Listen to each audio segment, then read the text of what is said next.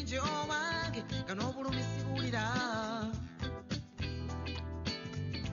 singa nalina ebiwawa nandibuse mu bbanga nekoleka ebitonde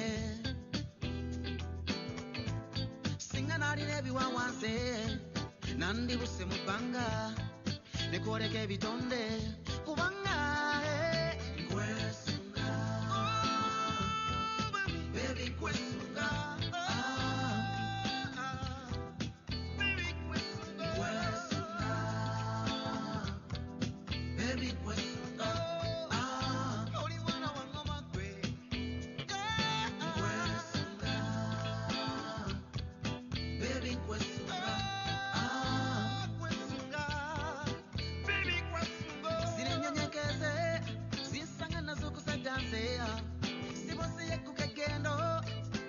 birowoozo byange nze kati ntegekera omulungi mugenyi mulindwa oba mutuuma erinnya kinze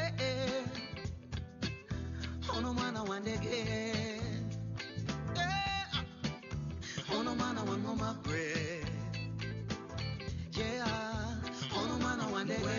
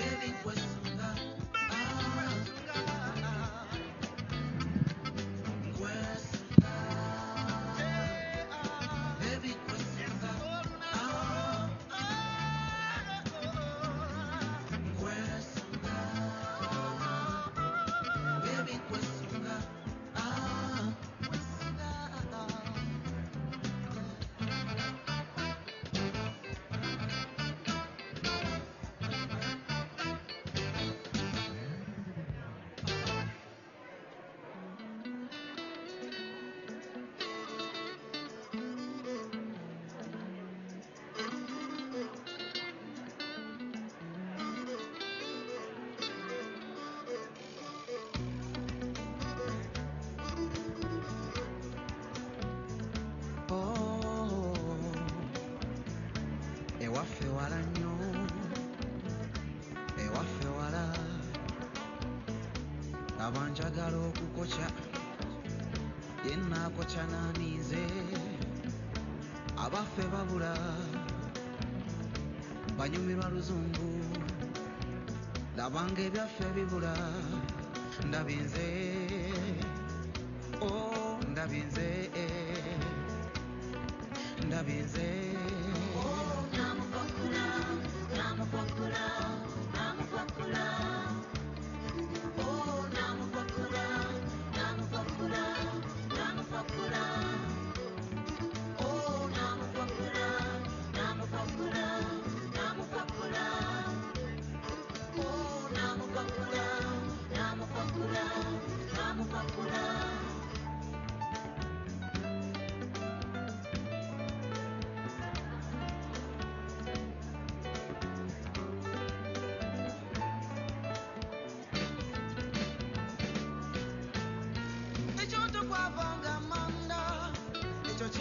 takwe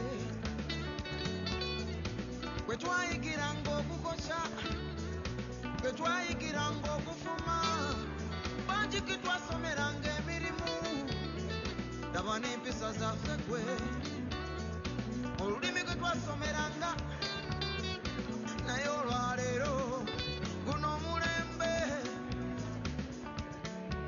ffe okwambala obukwati tukuyita mulembe okussa ebigooli mu mutwe tukuyita mulembe nkumbe tubula namukwakula namukwakula namukwakula namukwakula namukwakula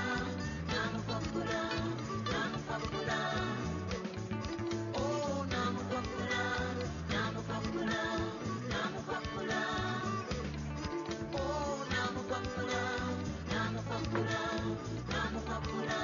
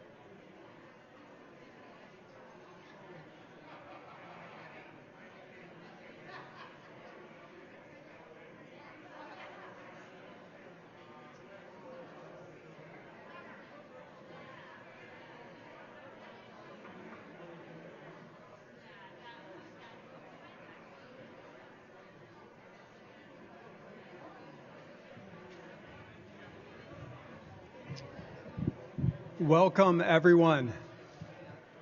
It's good to see you all here. If you could make your way to your seats, we'll begin with a video from Bishop Thomas Olmsted.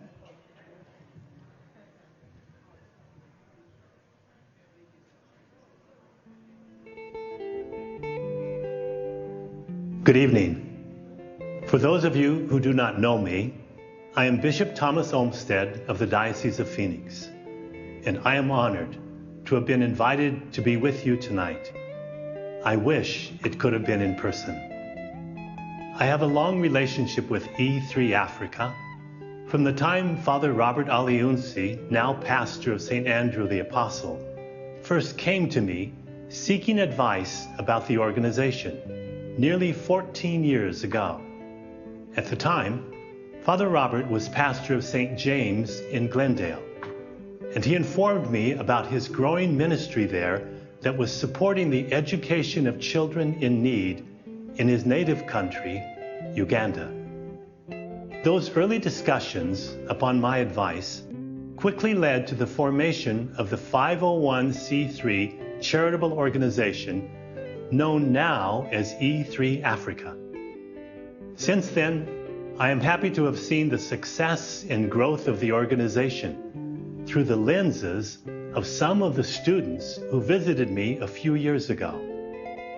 Together, the hard work of all the volunteers and staff has yielded good fruits, shown by the individual student success stories and the growing number of children in the program. One can see God's hand in the work of this organization, and I gladly offer my continued support toward its further growth. The Diocese of Phoenix, by God's grace, is a place full of life, hope, and love. Those who sponsor these children's education, or volunteer, or provide donations and support in other ways, are responding to God's call to help those who can't help themselves. Your generous response show that you understand that everyone in the world is a child of God, and that we are all called to the mission of caring for the most vulnerable in our society. This mission is why you have gathered tonight. The mantra, time, talent, and treasure, is one that we all can understand. I pray that all who are present tonight will support E3 Africa so that it may continue its growth and its mission to provide education, support, and a loving extended family to those children that need it so desperately. Enjoy your dinner and the company of each other, properly physically distancing, of course. In these difficult times, we can all use a reminder that God is with us and still calling us to be His light shining in the darkness. May Almighty God bless you all. Awesome. I want to thank Bishop Olmsted, but it's weird because he's not here. So I would thank him and the room would go quiet, and that would be confirmation that 2020 is the weirdest year of all of our lives, right? So my name is Matt Smith. I'm going to be your MC tonight. It's going to be a very fun night. I have a big affection for Africa because I traveled to Africa when I was 20, and MTV picked up my bill. So for those of you who are old enough to remember, which hopefully is all of us, MTV was a big deal, and I recently shared this with my children. And we did it when I picked up this old issue. Does anyone know what this is? TV Guide. You guys are so old school, you recognized a red square from across the room. So this is me on the cover of TV Guide when I was on an MTV reality show. And I was excited to share this with my children. I have 6 kids. And I was not prepared for their utter disapproval. You ready for this? I can't even begin to, so check out the photo. Look at the screens. So that's me sitting on the ground. Yeah, that guy's cool. He's also 21. I'm 42. Okay, time goes by fast. I want to share with you the things my kids asked me about this. You ready for this? You ready for weird? You don't know 2020 weird until you hear these questions. Okay, here we go. My one daughter, who's 12, said, "So you had to buy a magazine to see what was on TV?" That sounds like something crazy people would do. And then I showed them, like a physics teacher, how you find out where a TV show is. I said, actually, no, it wasn't crazy. It's what we did to find out what was on CNN and NBC and ABC and TNT. And at this point, their eyes glaze over, and they knew their dad was strange. My one daughter pointed out, TV in the olden days sounds really confusing and boring. I said, no, not at all. Daddy was on a very important show where people actually got to see for the first time how real people lived. And my 4-year-old pointed out, that sounds a lot like YouTube. I said, that's right. So the disc just continues. My one daughter said, did you ever see people watching you on their phones? Like, did you go into a coffee shop and see them watching you on their phone? I said, sweetheart, phones were different. I said, they didn't have photos, they didn't have video. I said, all your phone did was let you talk to your friends. And get this, your phone was attached to your house. She didn't believe me, so I actually showed her, this is what a phone looked like in the 1900s. Look at that face. She does not approve of the 1990s. Anyway, my kids are proud of me, not because of MTV, but they know that I was elected, and now I'm in my second term as president of our HOA. So my kids are very impressed with that. Let's go ahead. Let's take a look at the slide. What happens when kids find out you're the president of the HOA? Well, clearly it's not that one. So anyway, maybe we'll get to the slide, maybe we won't, but we're going to have a good time tonight. Let me give you the rundown of there we go. That's the HOA. There we go. Those kids are proud of their dad right there. So let's talk about our schedule tonight. What should we expect? First and foremost, everything we do here tonight is to help children become who God created them to be. And I can't think of a better way to redeem a very weird year than being here together for this. And we're going to do it by way of a great motivational speaker, the Eddie Johnson of the Phoenix Suns, the color commentator if you enjoy watching the Suns. We're going to hear from Father Robert about the past, present, and future of E3 Africa. We're going to have a great dinner when we get to watch videos and see photos of great things that are happening with E3 Africa. And we're also going to spend a lot of money tonight, right? We're going to auction, we're going to bid, we're going to just throw money around the room like it's great. And lives will be changed. I can't imagine a better day than that. So with that, I actually want to introduce our guest speaker. Now, Eddie Johnson is from the Chicago area in Illinois. He attended Westinghouse High School, and then he went on enrolled at University of Illinois. Apparently, they don't believe that.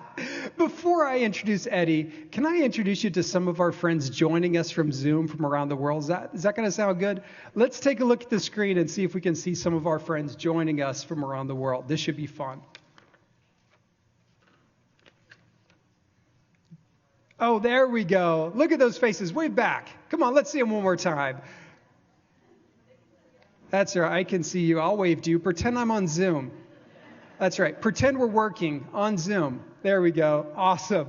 So those are our guests coming in from around the world today. So they're actually watching, and they'll be bidding against you. So be ready to bid fierce.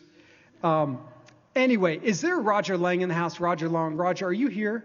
I think I saw you before. Roger, happy birthday, buddy. How's 22 working? Good? Good? There we go. Awesome. So if I'm hearing you right, Roger wants you to spend a lot of money. Is that what you're telling everybody for your birthday? No gifts for you, but for the children? I love you, Raj. Can I call you Raj? Thank you, Raj. All right. And actually, speaking of the Suns, let's check out a video that E3 Africa played at some Phoenix Suns games last season. So let's look at our screen and check it out.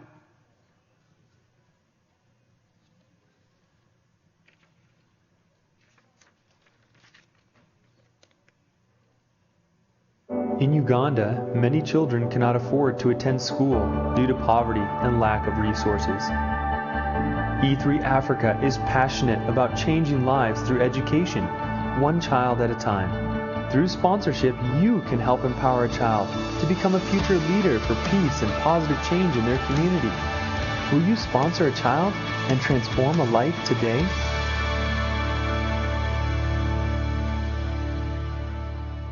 So cool. That played to a packed house, Phoenix Suns. So speaking of Suns, I want to introduce our guest speaker tonight. I mentioned earlier Eddie Johnson from Chicago, attended the University of Illinois, an exceptional player in college. He's known probably most in his college career for the game winner shot that ruined Michigan State University and the hopes and dreams of Magic Johnson. And to this day, Eddie Johnson trolls Magic, and you can see that on Twitter, like I did earlier today. So I automatically love this guy. But I love him more because I know he played in the league for 17 years and 4 very good years for the Phoenix Suns. Who remember seeing him on the court for the Suns? That's right. And since doing such great things in the NBA, he's been a motivational speaker. Of course, you hear him as a color commentator for Phoenix Suns basketball, Sirius XM satellite radio show. Eddie has done a lot of great things in the community and for the sports world since then. So please give a very warm round of applause for Mr. Eddie Johnson.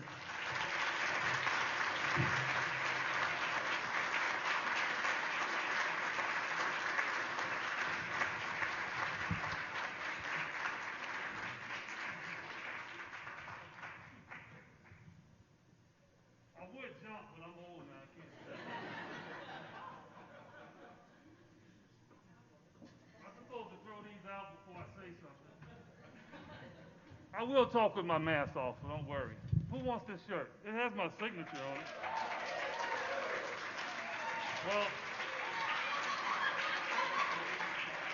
Well, I'm going to tell you, guys, you have no chance. You have no chance if you're a guy. I was raised by all women.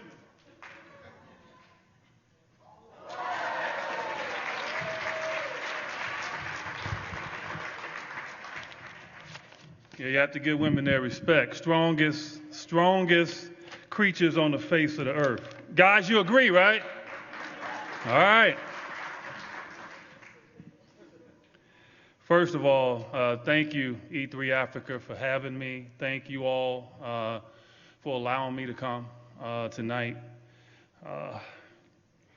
You know, so many beautiful faces in here, it's hard to tell what anybody looks like anymore, right? Because we all got masks on. But it's always good to see people, especially in times like this. You know, I mean, the state of our country and the world is in disarray, right? And we're trying to figure this thing out. We really are. And we have an opportunity to do it. And what I try to tell people is like, woe is me, right? Because a lot of us get, you know, down on what's going on in the world today. But I just remember just reading and then seeing places from around the world and what they have gone through. And you know what I say to my friends? I say, it's just our time. It's our time. What we gonna do with it, right? How are we gonna handle it? You know, it's not feeling sorry for ourselves. Be blessed that we woke up this morning and got another day. And what are we gonna do about it, right? And obviously you all are doing a lot about it because you're here, you're supporting a great foundation. You're supporting something that's in need. And although we're going through the things that we're going through, there's so many more people around the world that need our help in a lot of different areas. And, you know, I was just telling somebody the other day when we were talking about the pandemic that we're in and all of that, I was like, you know, each generation has learned lessons from the things they have gone through. And I would really love to know what people were thinking about in 1918. You know, when they had a flu pandemic, right? And you talking about estimated 200,000. What about 20 to 50 million? What were they going through? And how did they get out of it, right? Did they stay focused? Did they stay together to make this thing go away? Because right now we're dealing with a lot of stuff. I'm over it, trust me. I've been in the house since March. The one thing I know is my wife and I love each other. I'm going to tell you that right now. Because I've traveled my entire life, basically. I haven't been on an airplane since March. I rarely come out of the house unless I go hit that little white golf ball. You can't keep that away from me. But I social distance when I go. But, you know, we sat down and we looked at each other the other day, and we was like, we've been married 36 years. And it's like, been together 40 years. And it's like, look, I don't care what you say. One thing we do know, we love each other because we've been around each other every day for the last 6 months.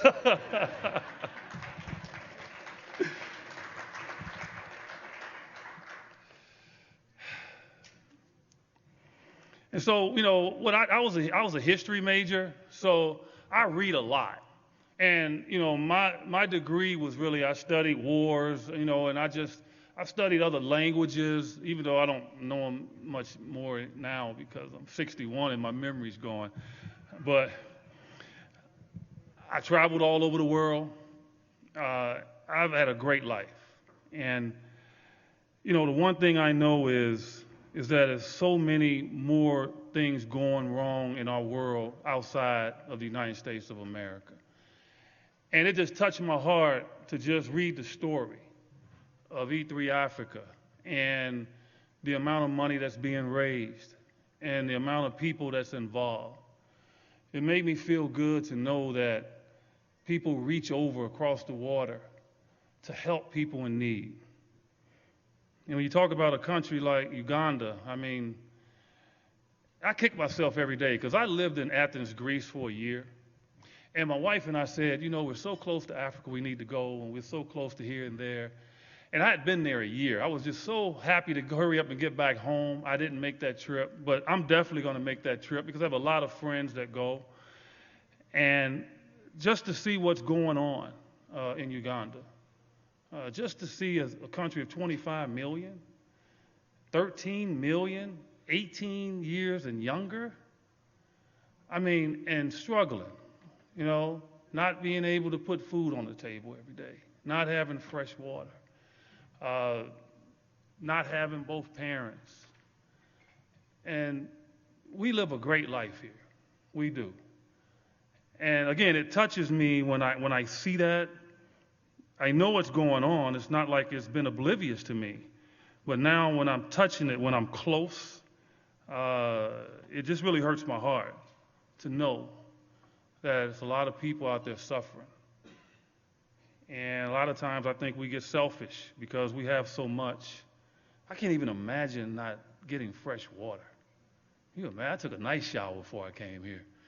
The water was hot. My wife always tells me, are you going to run the water out? I like, just feel blessed that we have water, okay? It'll regenerate itself. But to be able to not have fresh water, to deal with a disease that's preventable, in malaria, and just the things that they go through. Over there, it touched my heart to really look, and then to see the lack of education. Without education, you just can't make it in this world. And just to see the lack of education going on. And then when I started to read and I got the story behind this, I mean, it's like, you know, it's a history book. You know, because all of us have stories. I grew up in the inner city of Chicago. My mom raised 7 kids by herself. I didn't have a dad. My dad left my life when I was 13 years old. And that left some rage in me, but rage to do good, rage to make it, rage to show him. And that's what I did. But then just making it through the MBA and achieving things and making it, I didn't forget where I came from. I did not forget where I came from. And I have spent most of my professional life helping others, helping kids.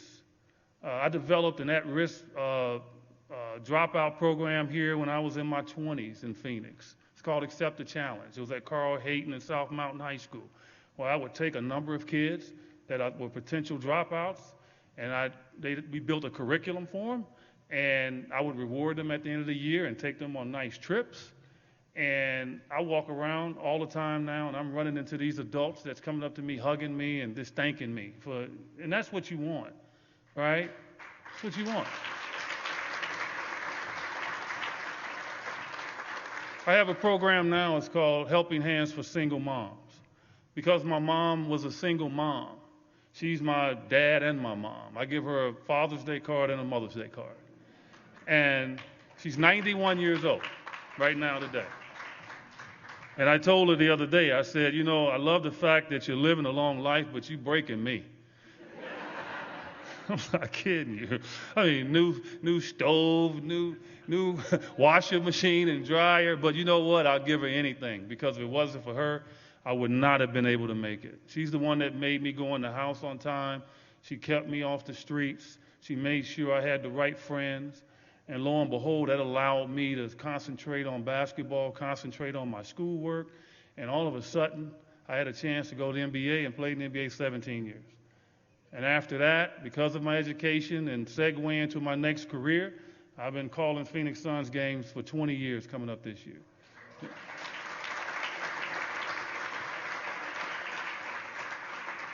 And so taking that push from my mom and that quiet rage, I wanted to give back. And the one thing that somebody told me a long time ago, they said, Eddie, I've never seen a U-Haul behind a hearse. Can't take it with you. So what you gonna leave? What you gonna leave behind? We're all about leaving something behind. You know, we want to do good. We want to make someone else happy. Because that's what people are going to remember you for. You know, that's what they're going to remember you for. I once heard a story. This guy told his wife, he was very selfish. He said, look, I don't care. I'm not leaving anybody any money. I want you to bury me with all my cash. all my money. I don't care. I don't want to leave anybody anything. I earned this, and I want to. And the lady said, yeah, I did it. I honored him. I wrote him a check.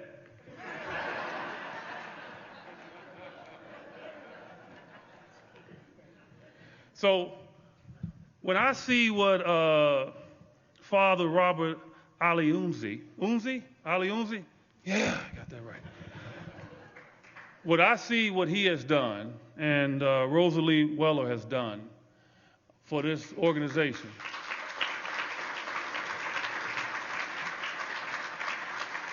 Everybody needs help.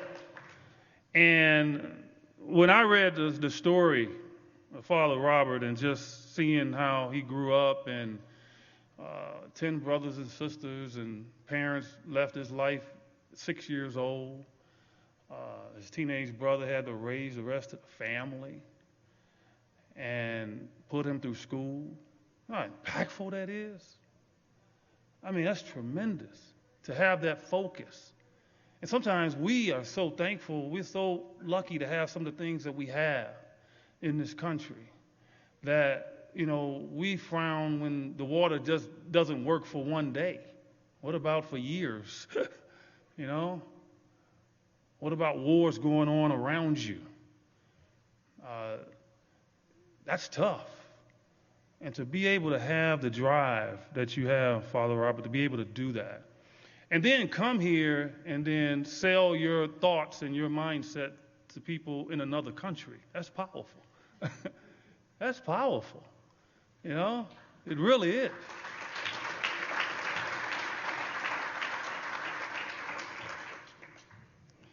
And then Rosalie to be having the ears to listen to him, right? And despite your struggles in your life that you have had, to be able to hear somebody else's and then join with them to do something. I think both of them deserve a round of applause.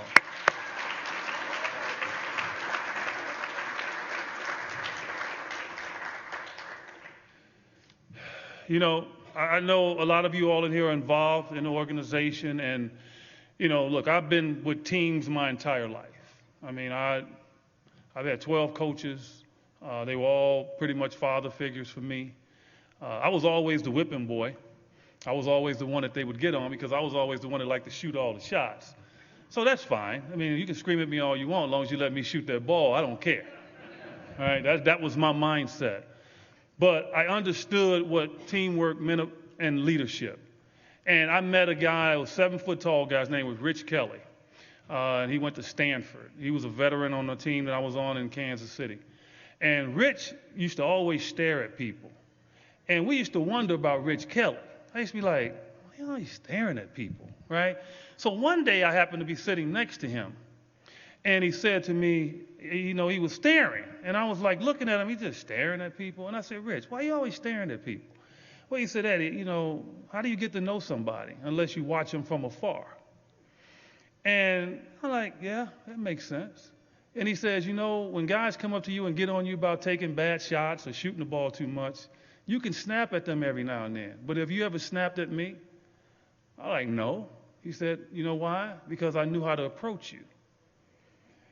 And that really helped me as a person and a leader on my team, because I knew in order for us to have success, you got to have leaders and you got to have followers. But if you're going to be a leader, then you got to really lead by a high example.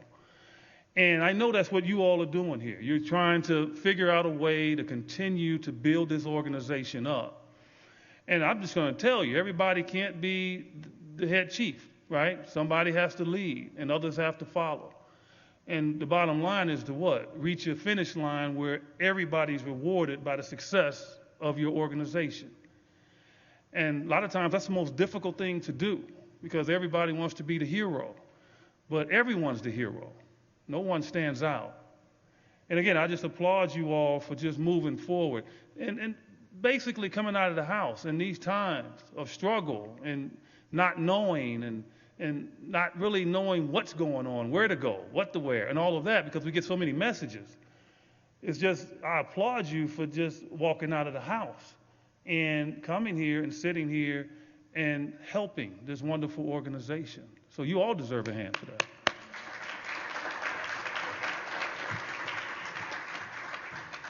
Now, look, I know, I mean, like when you have events like this, you know, it's about raising money. It's about, it's about finding a way, right, to continue to help. And, and I'm seeing, it's $850 a year just to go to school over there. And that really isn't a lot in a sense. Because I don't know, I just sent my daughter to USC about 5 years ago, and I'm going to tell you something. Woo! It was funny. Like, when she graduated, she was like, Dad, I want to stay out in LA. And, are you okay with that? I was like, not only I'll pay for your apartment, but I'll buy your car. Because I don't have to pay that USC education again. Which was about $300. That's mind-boggling. And so just the opportunity to go to school in Uganda is $850 per year. I should have sent my daughter over there.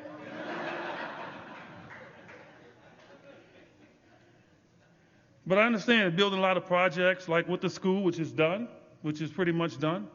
And, still trying to provide clean water, which is essential, obviously. And solar power. Just growing a country so kids can have an opportunity. There's some smart people in this world given the opportunity to be smart. It really is. It's just amazing what kids can do. And when you see kids with disabilities and they're still making it and they're still going for it, it's just so impressive to me. And I'm not going to take too much more of your time. I know I only had about 12 minutes. I told Colleen when she asked me, I'm like, telling me to talk 12 minutes is you might as well just stab me because I just don't know how to talk 12 minutes. My wife asked me a question. I mean, it's 30 minutes later. I'm still talking. So she's learned not to ask any questions. She'd be like, and she's walking out the door as she's asking me the question. But again, I want to thank you all for having me. And again, I applaud you all for what you're doing for this wonderful organization. It touches my heart to be able to know now a lot more about E3 Africa and what you all are trying to do. They need our help. They truly do. And the world needs our help. If we're able to do it, we should help. Because remember, I'm telling you right now, when you leave here, you ain't taking nothing. I've told my kids many times, I said, look, you need to save your money because I'm spending all mine.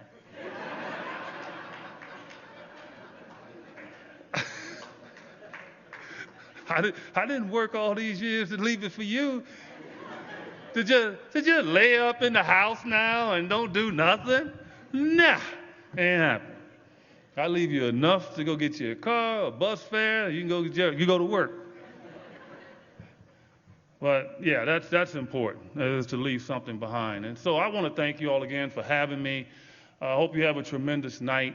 I'm under orders to talk and leave. That's my wife. Okay? So when she talks, I listen. But again, thank you all. Stay safe and stay positive, okay? We're going to get through this. I'm telling you, we're going to get through this. We cannot be selfish now. We can't. Trust me. Have we ever walked outside and worried about bombs dropping on our homes? No. We can beat this. We got to beat it together. We got to beat it together. We're fraction off right now. And we got to be smart and leave it for the next generation. I don't want to be a part of a history book. Eddie Johnson, yeah, he didn't know what he was doing back then. No, we should be sticking our chests out and saying, you know what, we did the right thing and we got this thing in order. And I pray for all of you all that we do. Stay healthy. All right, love you all. Thank you all for having me.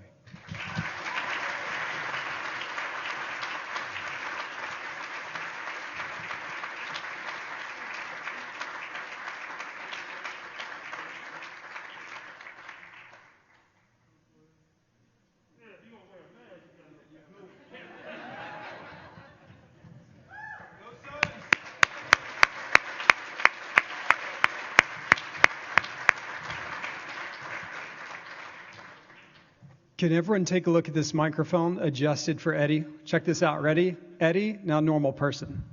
Okay? An inspiring message from an inspiring guy. You know, absolutely. Another round of applause. Cheer for him on his way out. So I've always been a fan of basketball, but when I moved to Phoenix from New York City, I remember seeing this scrappy team play. And it was Steve Nash had just got into town. And I was like, hey, this is looking pretty good, guys. And I was like, oh, no, we don't watch the Suns anymore. Barkley's gone. EJ's gone. We don't care about the team. And I'm like, well, EJ cares enough to call the games. And I believe in these Suns, you know. So anyway, I've learned a lot about the game of basketball from him. So it was an honor to share the stage in this time with him. So he talked about ways that we can give back. One of the key things we're going to do this afternoon is we're going to have a really fun live auction. And I wanted to talk through some of the things that you have that you could be bidding on. We're actually going to take a look at them on the screen. Go ahead, everyone read that first slide here. Winning an auction is not a sin. Do you know what else is not a sin? Tax benefits. Now, I don't know about you, but I love tithing to organizations, and then I get to go on vacation. Okay? I love tithing to organizations, and I get awesome football signed by my favorite football players. So it is not a sin to say, you know what, I'm going to throw my hand up and we're going to enjoy this. So let's take a look at the next slide. Let's talk through what we'll be going with today. Any football fans here? Raise your hand, football fans. Okay, there we go, football fans. We have a Chase, hold on, is it Chase Edmonds, guys? Is it Chase Edmonds? We have a Chase Edmonds football, and we have a Keneal Harry football. So, sorry, Chase Lucas. I was in the wrong sport. Chase Lucas from ASU signed a football for us. And then we had the New England Patriots, a wide receiver. Two great footballs. If you check them out in the back, it's a lot of fun. So that's a good way to get started, right? Those make very good gifts. Christmas time is around the corner. You can surprise the loved one with that. Let's check out the next slide.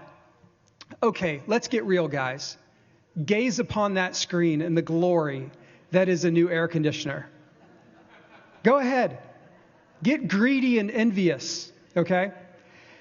Now, had I known that we could be bidding, a 14 SEER York air conditioner, had I known that earlier this year, I would not have invested $12,000 in a new air conditioning system. Now, what did we have? 53 days over 110. Did you start to feel like a prisoner in your own home, right? You start to look at that little thermostat, you get a little worried. You do not have to be worried anymore, because right here, right now, today, you can. Now, I feel so lame, guys. This is where I began, the cover of TV Guide. I was on MTV, and now I'm jealous of one of you because you're going to get an air conditioner that I did not get to buy, okay? How is that for adulting, okay? For real, new air conditioner will be installed in your house. It is a $9,000 value, and it's going to start at $5,000 today. And I know what you're thinking. Matt, we already have a good air conditioner. But if it's 15 years or older, did you know your Freon is out of date? They don't sell it to you unless it's on the black market from some dude on the street, and it's $5,000 a gallon. Yeah, I figured that out. I don't want you to go through my pains, y'all. So please, bid on this air conditioner. And look, that guy, George Brazil, you know he's real. He's coming to your house. All right, next slide. Okay, this looks familiar, right? Arizona, earthenware. This stuff is beautiful. I think it's 66 pieces of pottery. Makes an awesome gift. Valued at $1,600. I mean, this could make a fantastic gift. It's beautiful. You know, it's handmade. It's trendy. You could launch your career as an influencer on Instagram. But you have to have the right plates. We all know this to be true. Next slide. Okay, I'm going to be the friend that you don't have. If you're using an old school toothbrush, you're living like a savage. Yeah, it's free. It's Oral-B. It's from your dentist. But if you want to know how do you want to know how the upper echelon of society lives? It's right here. Because every day they get that dental office visit trip clean. I mean, literally, these people twinkle when they walk past you. But you're not one of them, but you can be, okay? Now, does it make a great gift? Of course. I'm sure your pastor would like it. I would sure your kids love it. It has a travel case with a charger. That's dope. Next slide. Okay, I don't have a dog. I have 6 kids, and they wear me out. But I've heard that dogs are great if you like exercise. But if you're tired of exercising and you don't want to be chucking a stick at your dog, then chucking it again, this is the weirdest addition to your life in 2020, and you need to know about it. It launches a ball for your dog over and over and over. And you're like, but Matt, my yard is only 11 feet. Not a problem. Set it to the 10-foot throw. But Matt, my dog is super athletic. We go to the park. Don't worry. Set it at 40 feet. But Matt, I don't have a dog, but I have a son who irritates me. Make him stand in front of the launcher. There is no way to go wrong here, and I believe you could launch a YouTube career with this one contraption. Next slide. All right, Bishop Navarez. How many of you had a chance to spend some time with Bishop Navarez? This guy is one of the most likable, humble, fun-loving guys you'll ever meet. Now, usually you see him at Mass or in some formal affair, but here's your chance to hang out with Bishop Olmsted. Maybe you have him over for coffee, maybe you have him over for dinner, but this is going to be a very special night. You can talk about your life, your family, your faith. You can learn about the diocese, what's going on with schools. This could be a special night. Maybe you just pray a rosary in your home. The opportunities are limitless, and I know the Auxiliary Bishop Navarez, he's cool, he's awesome, he's a good man, and you're going to love spending time with him. Next slide. But you got to make a decision. Do you want to have dinner with the bishop or dinner with Father Robert? Now, he's nodding his head over here because he's the next Food Network star. Is that what you're going with now? Father Robert likes to think he's a culinary master. He's never invited me over for dinner, so I cannot verify this. Father Robert, what did I feed you at my house? Yeah, last year. What, you act like you can't remember. I bought that pizza from Bashas'. And it came in a box. And normally we do Culinary Wonderworks, but we couldn't that day. But did you know that was gluten-free? It was dairy-free. That was a free-range pizza, and it cost $65. So could you return the favor? Okay, so when I come over, I don't know if I'll be bidding tonight, but if you do bid and you win, you have 8 friends for authentic Ugandan cuisine. It's going to be an awesome night. You should spend a lot of money. And I've learned that Uganda has awesome coffee, and I'm going to kick in on this one. All right, Father Robert? I'm going to be giving away, as a take-home, a delicious bag of awesome Ugandan coffee. So it's not going to be as good as the food that he makes, but I guarantee it's going to make your next morning great. So since we are talking about food, we are here to eat, and I want to invite up Father Michael Straley to open us and lead us with a prayer over our food. Give it up for Father Mike Straley.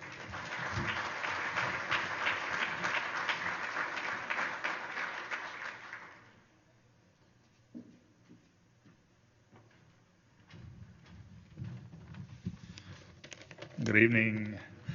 First of all, no offense to Matt, but I am a Muti. He's laughing. A little over 10 years ago, I was in Uganda with a good friend of mine, my former pastor, Father Babinta, and his family gave me a tribal name. So for this group, I am a Muti. We're all happy to be here. Let us pray. Loving God, you teach us to call you Father so that we may know that we are all your sons and daughters. Yes, we're all brothers and sisters together. Tonight, we give you thanks for your many blessings in our lives, especially for the blessings that allow us to help our brothers and sisters in Uganda.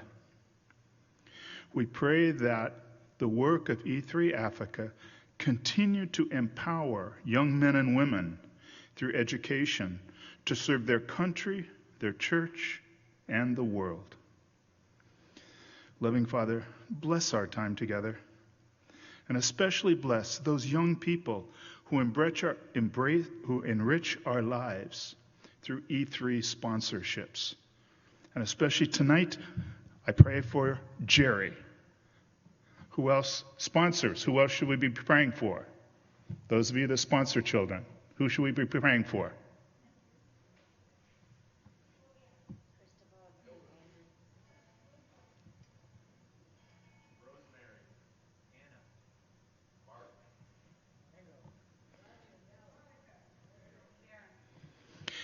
And if you're not sponsoring someone, there's a table right out there. Finally, loving Father, we ask that you bless the food that we are about to receive as we pray, bless us, O Lord, and these thy gifts, which we are about to receive from thy bounty. Through Christ our Lord. Amen. And there's a couple things Matt was supposed to remind me of, but I'm an old guy and I forget. So Matt's got to do the exercise and come up the steps again. Awesome. Thanks, Father Mike. That's awesome. So during dinner, while you're enjoying dinner, if you look up on the screens, we're going to have photos of the good work that you guys are doing through E3 Africa. And we're also going to have some awesome videos where you get to see the faces. So we just heard some names, but we're going to get to see the faces and hear their stories on the screen. So enjoy your dinner. And if you're watching us from home, eat a Pop-Tart, Get some crackers, some cheese, pour some wine. This is a good time. We don't judge. Eat 2 Pop-Tarts. Enjoy.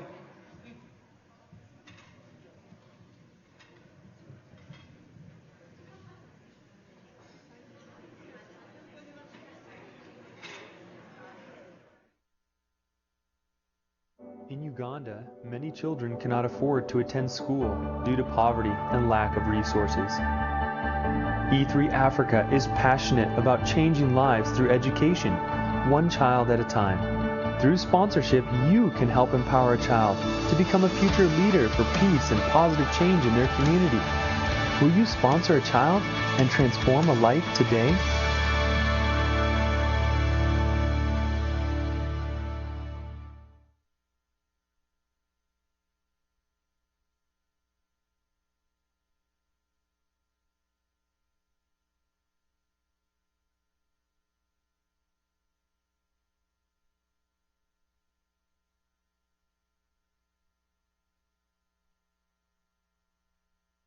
Akelo, we just want to say we are so grateful for all your respect. Bye, Gillette. I said, why now?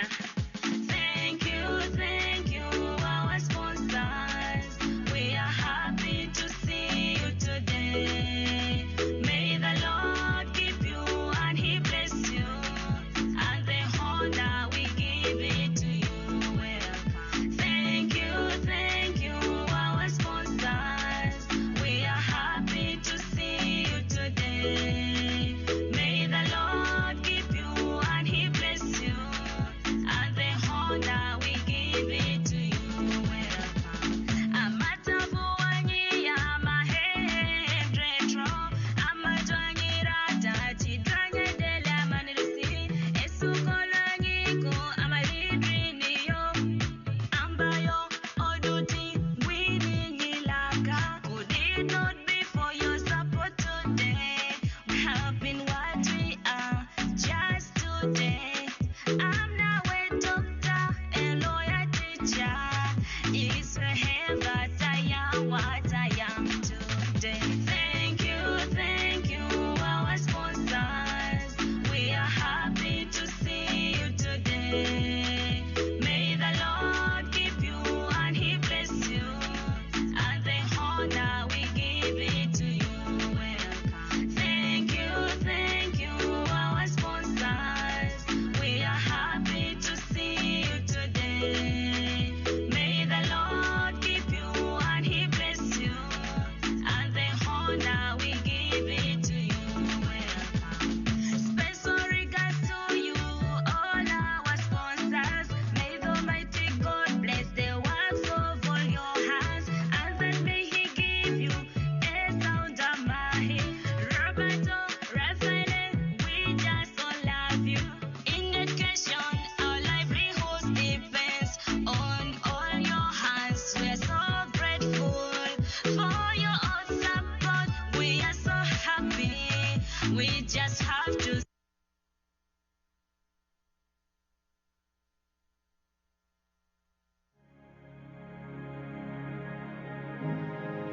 Most of these children have either lost their parents or they are from very poor families. The majority of these vulnerable children have dropped out of school not because of their own making, but because of lack of resources.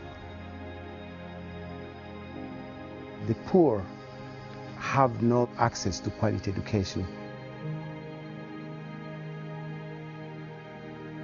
Merida, amala kusisa wandagame ma berarti bola garis adre kowa. Punya kodu de abakolukwe. E3 Africa aims at making a difference in the lives of the needy. Over the years, E3 Africa has sponsored hundreds of children across the region. And when they are brought into the sponsorship program, they get hope to get quality education. Before I met the age of 5, I lost both my parents and I was struggling. I remember I joined the program. I had gotten a sponsor to help me out with my tuition. She really changed my life. She would write letters and at the end she puts, "From your loving mother." I had a mom that I didn't really have, and I can't really appreciate enough what God has done and what people who don't know me have done. Through E3 Africa, our students are set to selected schools, and the notion here is to help these children to have skills, and they can only have skills when they get access to quality education. Receiving letters from my sponsor has given me hope in a way that they are encouraging me to concentrate in my education so that I'll have a bright future and be able to achieve what I've planned to be. E3 Africa is passionate in providing quality education to these vulnerable children because it is the turning point in helping these children's life to have a brighter future.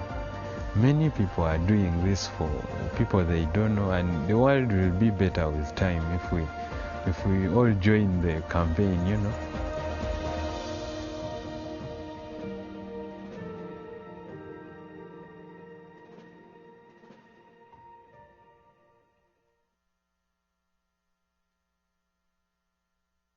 Hi everyone, happy anniversary to you all.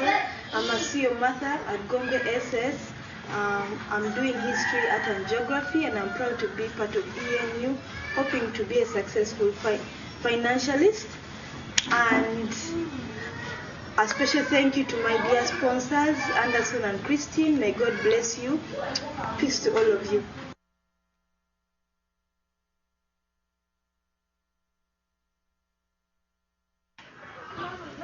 Hi everyone, happy anniversary to you.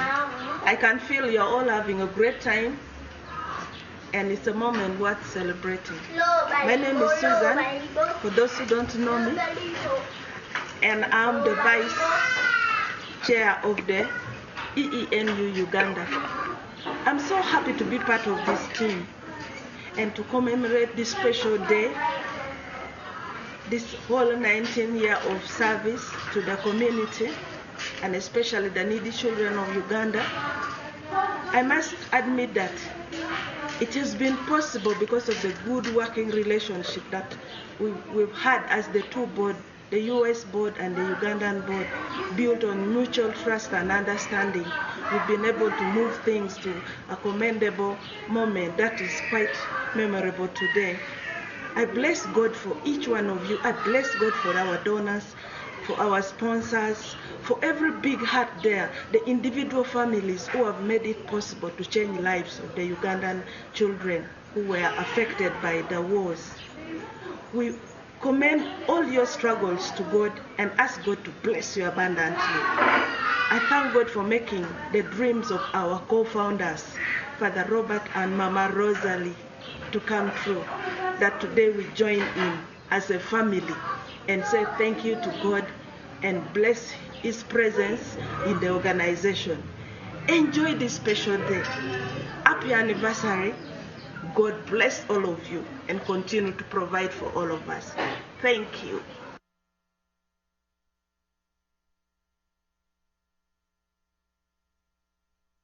In Uganda, many children cannot afford to attend school due to poverty and lack of resources. E3 Africa is passionate about changing lives through education, one child at a time. Through sponsorship, you can help empower a child to become a future leader for peace and positive change in their community. Will you sponsor a child and transform a life today?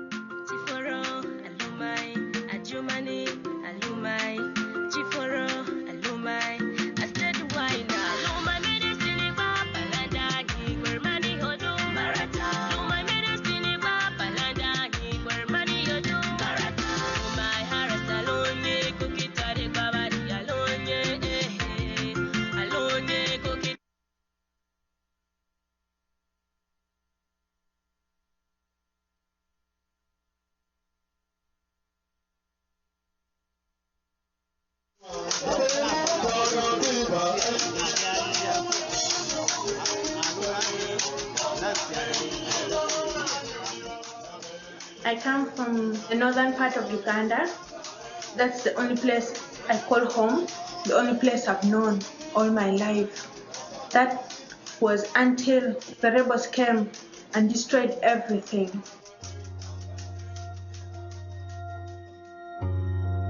It was so bad that they had to put us into concentration camps. Being congested, diseases were spread easily, and our moral way of living was reduced to almost nothing. No one wanted to go to school because they didn't know whether they would get kidnapped or they would survive. So you're pretty much safer staying at home in the camps. At any time we'd hear gunshots, we'd run. We'd jump out of the window and run. I was kidnapped by the rebels. What that kidnap did in my life was traumatizing.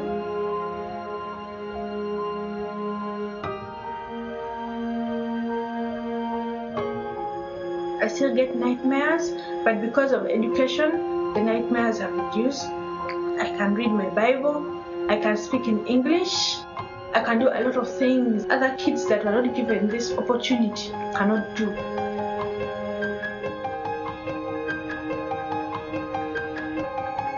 There are so many kids that never came back, we never heard from them again. So we don't know whether they died or they never made it to their final destination. I was so scared, extremely scared, because those who weren't picked, most of them were killed. And it was so heartbreaking to see parents breaking down and crying, knowing that they would never see their kids again. I can say it was the best moment of my life to see my parents again, because I thought I would never see them again. I thought that it was the end of me.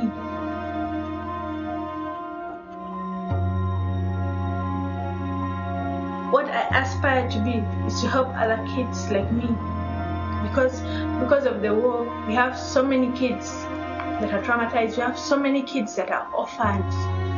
I am proud of who I am, but above all, I am grateful to E3, and I thank God for them always.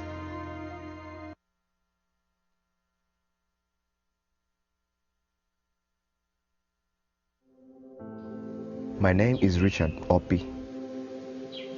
When I was born without arms, the community around was pressuring my parents to abandon me because they thought it was a curse. I used to fear walking around in public and having everyone look at me. Attending school had so many challenges, but I soon learned how to write and actually performed well in class. I read kelas ya lo, bahkan di kelas itu dari dekor. Aku kan berpeliri. Dia bazia organisasi Indonesia bukan reki opini dini badeka sitia iya gua ambros kekenya. That's when E3 Africa phoned me and paired me with a sponsor to enable me to finish my schooling. It was so amazing to have someone care enough for me and sponsor me. It really gave me hope. In school again, I learned art and really enjoyed expressing myself through painting.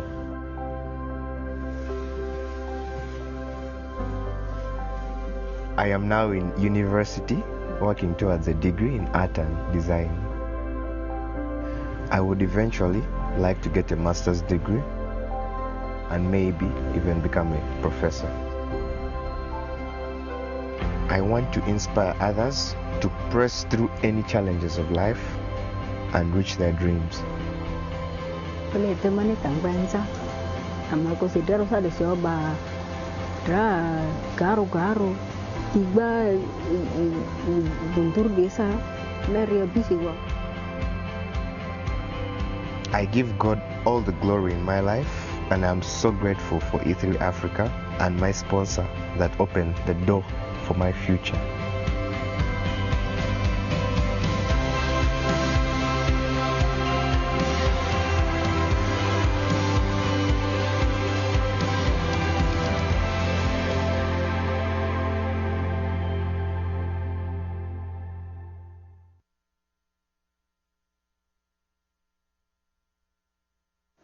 Yes, greetings to you, my dear sponsors. I'm so happy to talk to you right now.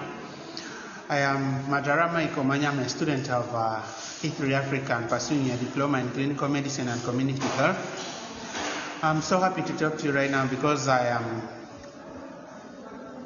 really certain that I'm going back to school due to the help that you're giving us. Many students are outside there with their parents are still confused whether they are going back to school, but you give us the hope due to the selfless help. So I want to say a particular thank you to my dear sponsors, Maureen Garnott, Monica Vanderwerf, Mark and Deborah Vanderwerf, and thank you so much for putting me in this path where I am right now. And I'm speaking to you from Moyo Hospital, where I'm practicing and enhancing my knowledge by encountering different patients. Thank you so much. May God bless you abundantly and keep you and reward your efforts that you're giving us and ensuring that all the needy children of Uganda are in school. Thank you so much once again.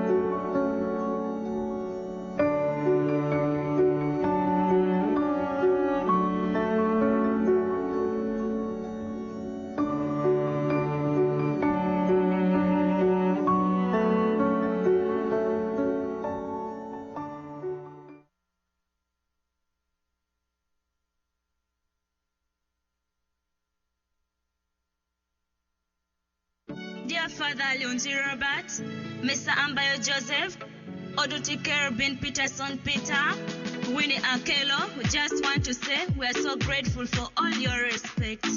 Bye, Gillette. I said, Wina. Thank you, our sponsors. We are happy to see you today. May the Lord keep you and He bless you.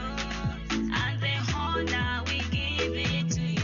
Welcome. Thank you, our sponsors.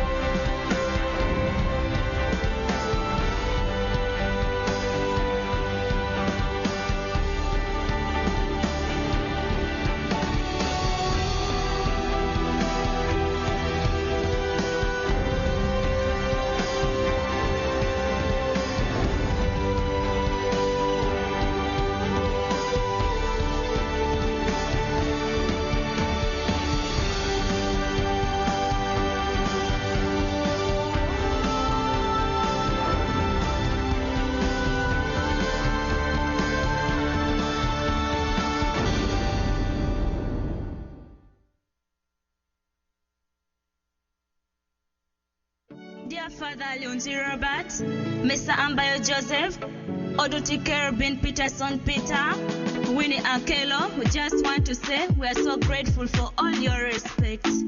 Bye, Juliet. I said, Wina. Thank you, our sponsors. We are happy to see you today. May the Lord keep you and He bless you.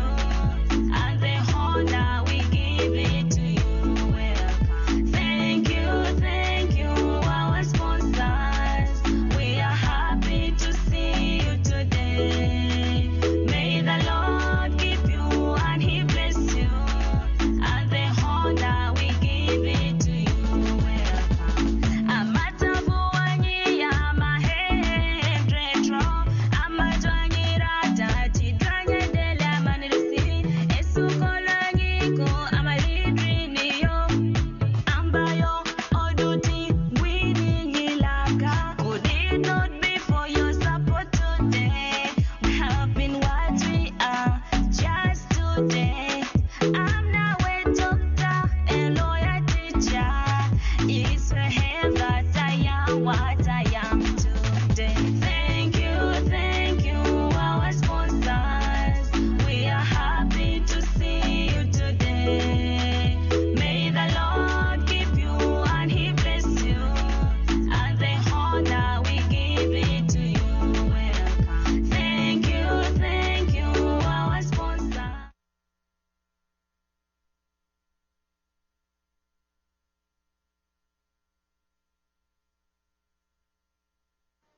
Hi guys.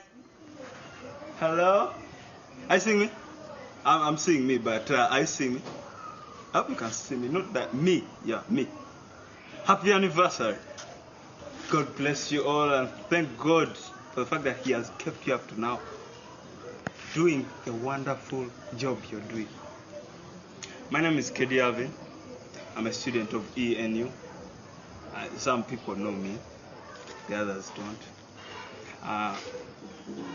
I'm studying in St. Julian SS in Gaza. I'm doing a combination of mathematics, art, and technical drawing, aiming at being an architect. So you can call me to draw your house plan. Not even in the kitchen, I can manage. I want to thank my sponsor, Barbara, for the wonderful job you've been doing, keeping me in school. It was really hard, trust me, it was. But the fact that you've been helping, that's enough. Thank you so much. Thank you for everything you've done. I just want to wish you people a happy anniversary for all those years of putting in that commitment. Thank you so much for it. I thank you so much. May God bless you. May God give you that strength to give more. And may I get that heart of giving the way you have given me. Thank you so much. God bless you. Happy anniversary. And I love you so much. Don't forget.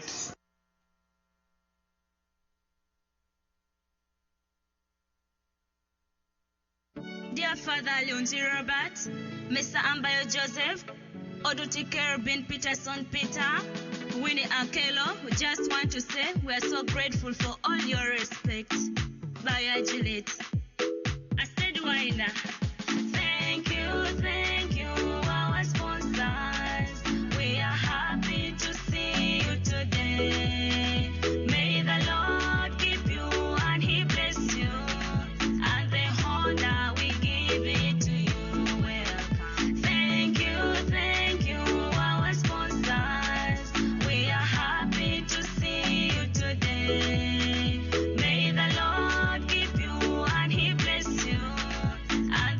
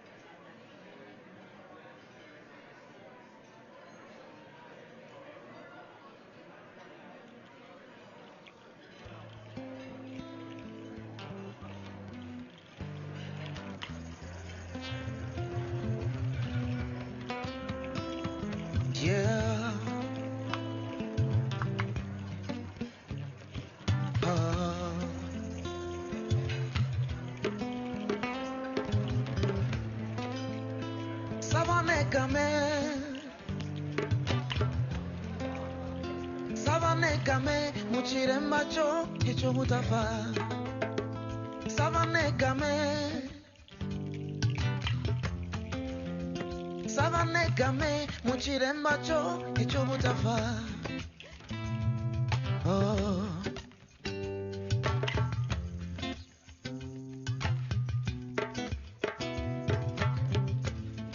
Chibuyaga kunta, muchisumwene wogomye.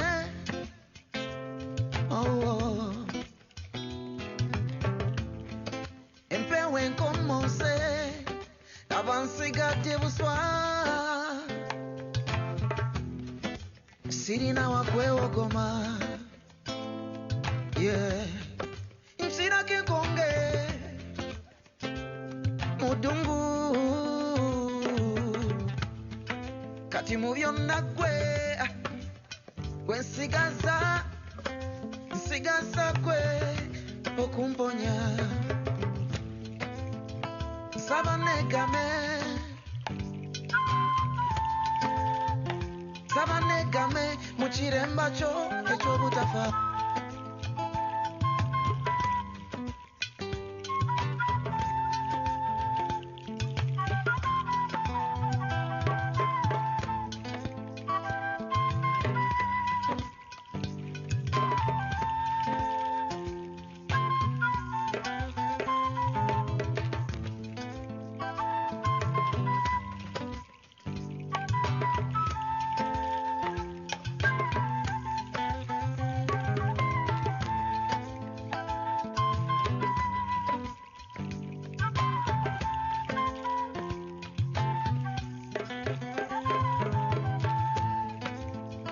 Savanegame, Savanegame, muchirembacho echobutafa. Savanegame, Savanegame, muchirembacho echobutafa. Savanegame, Savanegame, muchirembacho echobutafa.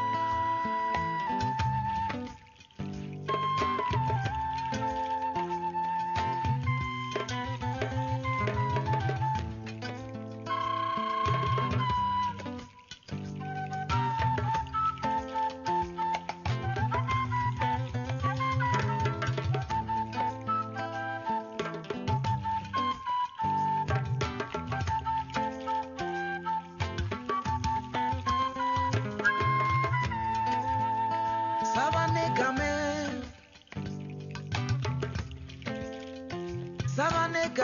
muchirembacho echobutafa. Savanegame,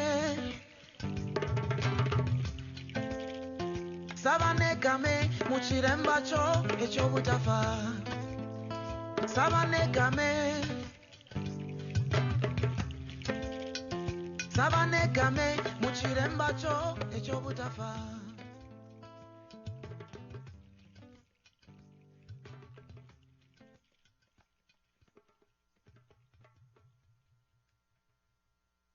Dear Father Leonzi Robert, Mr. Ambayo Joseph, Oduti Kerubin Peterson Peter, Winnie Akelo, we just want to say we are so grateful for all your respect. Bye, Gillette. Asted Wina. Thank you, our sponsors. We are happy to see you today. May the Lord keep you and He bless you. And the honor we give it to you. Welcome. Thank you, our sponsors. We are happy to see you today. May the Lord keep you and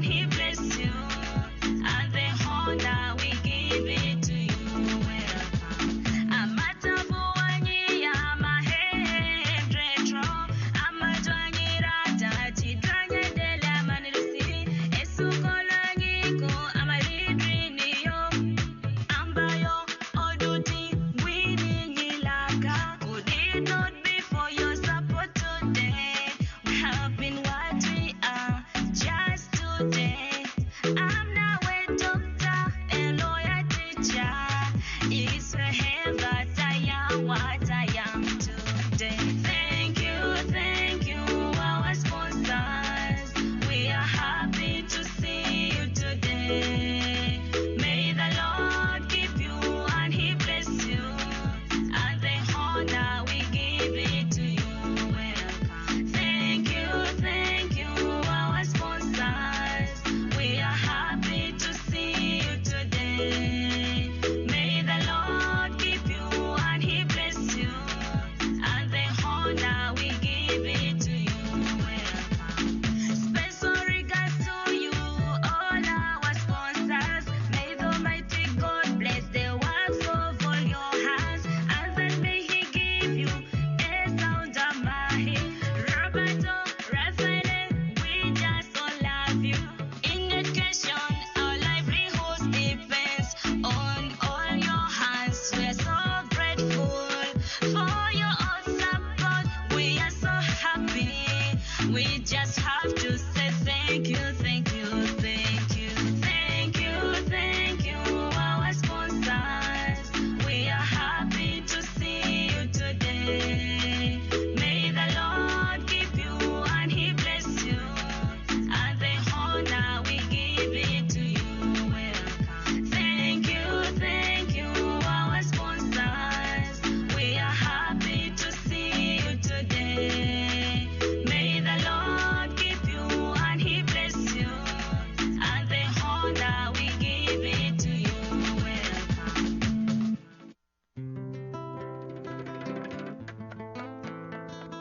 Hamba ndeke wambereria Orazu Ora Oma.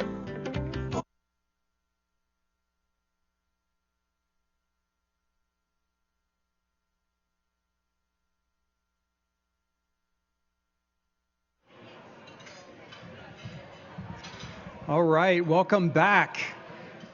We're going to go ahead and move our event forward tonight as you enjoy your dinner and your dessert. I'm very excited. Pretty soon we'll be inviting Father Robert up here. But before we do that, especially for all the people watching at home, I wanted to talk about our auction items that are on E3 Africa website. So let's take a look at those slides, and there's a lot of fun stuff to get excited about.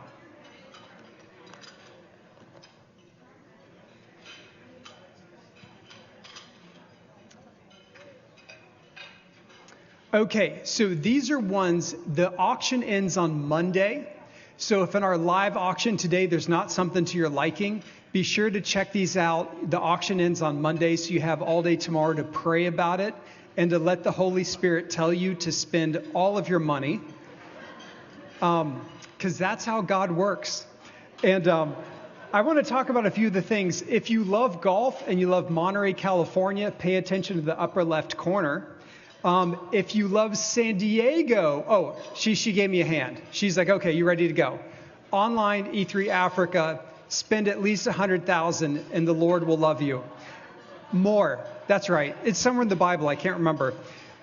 If you love golf and San Diego, I want you to look at the lower left. That is Torrey Pines Golf Course. Raise your hand if you've played at Torrey Pines. Okay, you know Torrey Pines is amazing. That's where Tiger Woods made his famous comeback in 2008. I was there, and I left right before he made that comeback because he looked like he was about to lose. I sat in traffic for 2 hours, and he made history.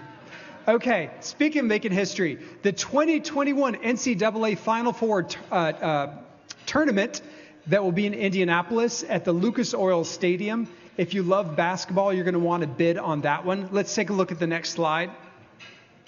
Okay, now let's talk about luxury. Let's talk about treating yourself and talking about getting out of town. The first option you have is a beautiful trip to Cabo San Lucas. You have a private beach where you can swim. You're going to stay at a beautiful resort. And if you love to play golf, you can absolutely do all of that all on one campus. If you've been to Cabo, you know the charm. You're definitely going to want to check that out. Again, E3 Africa. You can bid tonight on your phone or just wait until tomorrow or Monday to do that. Okay, has anyone been to the La Costa Resort in Encinitas, California? Anyone here been to the La Costa? I see a hand in the back. You know it's beautiful. It is 450 acres of fun. It is right off the Bataquitos Lagoon. So if you want to ride your bike or take walks, what's great is you get to bring the people you love. This is a package for 8 people to stay at the La Costa Resort. Many nights together. I know you're on a table with people you love. Just imagine it could be fantastic. This is in Encinitas, some awesome restaurants and coffee shops there, so I know you're going to have a lot of fun. Okay, can we talk about Cancun? Let's talk about a trip to Cancun, 4 nights. You can choose a couples resort for grown-ups, or you can choose to stay at a family-friendly resort. Both very good options. So whether you want to go a 5.5-hour drive to San Diego, a few-hour flight to Cabo, or a few more to Cancun, you've got a great time. Here's the best part. I believe these trips are honored for the next 2 years. So if you don't feel comfortable traveling, this is a great option. Very good stuff. Let's take a look at the next slide. Okay, everyone's doing the Zoom thing right now. We're streaming live via YouTube. All of us are starting to do more events virtually. If you want some great virtual events, these are fun. Number one, if you play chess and you're super okay and you want to get super good, you can do that. Bid on that package. Number two, if you love Broadway musicals, or you have a child or grandchild who's in the performing arts, they have a chance to meet one of their Broadway heroes and talk to a professional Broadway coach about what it takes to make it in show business. That is a beautiful gift to give to one of your family members. Another one, virtual cooking. Not sure how it goes. I'm praying for the best on that one. Now, if you love wine, there's a beautiful taste test they're going to do. They'll send you a bottle of wine. This is another package. You and your spouse can pour it in your living room, and you can talk to professional sommelier on the other end of Zoom as you talk about the nuanced touches of the wine you're drinking. What is more snooty and awesome than that? So if your Christianity is way too anchored in humility, you need to go high, okay? We need more snooty Catholics in this world. Okay, by the way, that is sipping Napa Valley at home. That is pretentious, and I adore it. Okay, next slide. Okay, maybe that's it. All right. So a lot to love tonight, but I think most of us came here because we care about Father Robert, and we know that he cares about us.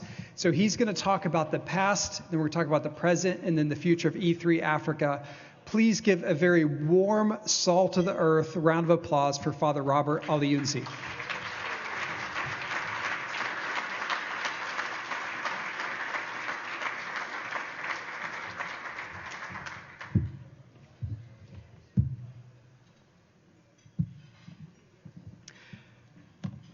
Good evening, dear friends. Good evening. That sounds better. I hope everybody is having a fantastic time, both here in this magnificent Sheraton Hotel ballroom and virtually wherever you are. I'm Father Robert, as has been mentioned, currently serving as the pastor at St. Andrew the Apostle in the Diocese of Phoenix, United States of America. I was born and raised in Uganda and became a U.S. citizen 7 years ago. Tonight, okay, go ahead.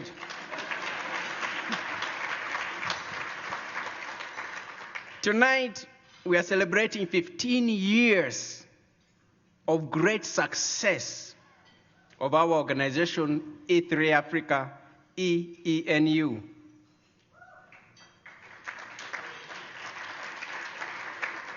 But before we unpack the miracles of these 15 years, first allow me to share with you about myself and how this charity came to be. As I've shared very many times in different fora, the founding and vision for this organization was basically inspired by my own personal experiences as an orphan, and by the providential encounter I had with someone special when I had just come to the United States of America, and the contributions of several other generous people thereafter, including all of you gathered here tonight. I will share more about this shortly, but first, my early life as an orphan. As many of you have by now known, and as Eddie Johnson said earlier, my father died when I was barely 5 years old. And the following year, my mother and 5 of her siblings also died in the River Nile in an accident. Left totally orphaned at that tender age, my 9 other siblings and I experienced different degrees of adversities. This was worsened by the fact that my poor parents did not leave us with any inheritance to sustain us. Therefore, to survive, I was passed from one relative to another, in the process of which I experienced a very unstable and at times very painful upbringing episodes, and even some abuses in my earlier years.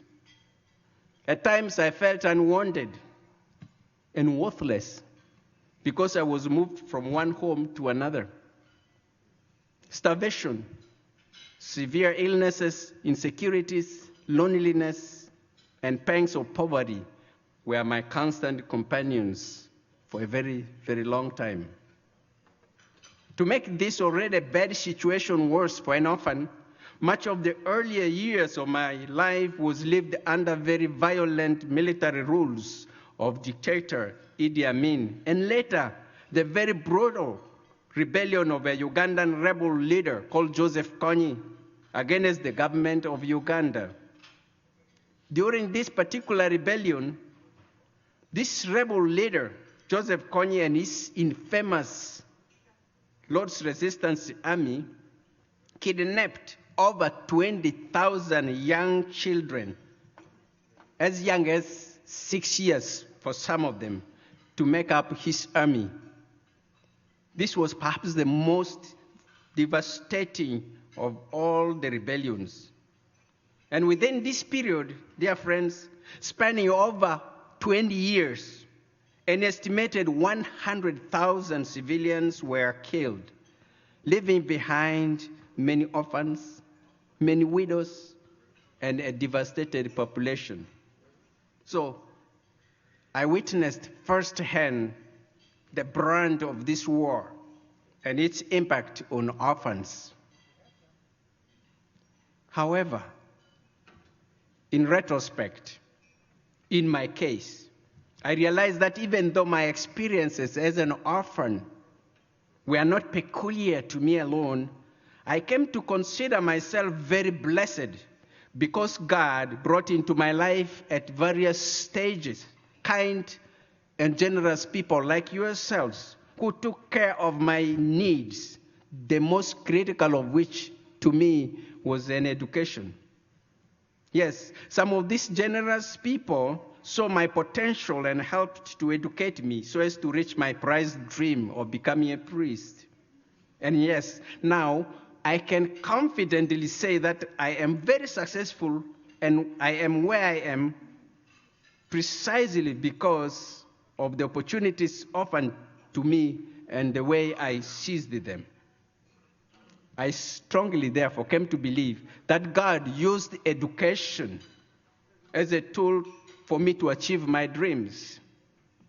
That's why education became a key project in my own life.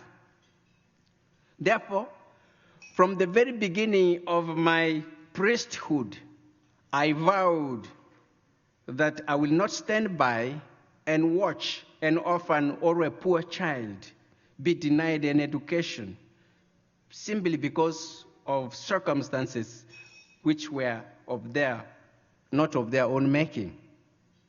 And hence I decided, if I can, I must.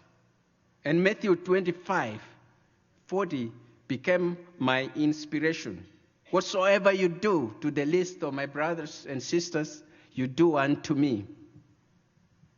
However, one of the first orphaned child who touched me deeply and reminded me of my own orphanhood and moved me to act was a young boy who was also abandoned by his father, together with his totally blind mother. And I used to see some children in my village constantly picking on this young boy and mistreating him and pelting him and his mother with stones as he led her around. And I would often intervene when I was there to defend him. His mother shortly died. With time, however, I saw something very special in this young boy. His humility, his intelligence, his tenacity, and his kindness. So I took an interest in him, and when I could, I began supporting his education. That young boy is Joseph Ambayo, now the diligent executive director of EENU, the Ugandan partner of E3 Africa. Now, just let's listen to Joseph for a minute. A little bit about myself. I grew up as an orphan. My education was sponsored by Father Robert, the founder of EENU, E3 Africa. When I was still a little child, I admired him. I one time came to him and I asked him, I wanted to become a priest. So he told me, want to become a priest? I said, yes. Said, you must work hard at school. I worked hard at primary level, and after primary 7, I joined senior 1 in the seminary school, where Father Robert happened to be our spiritual father.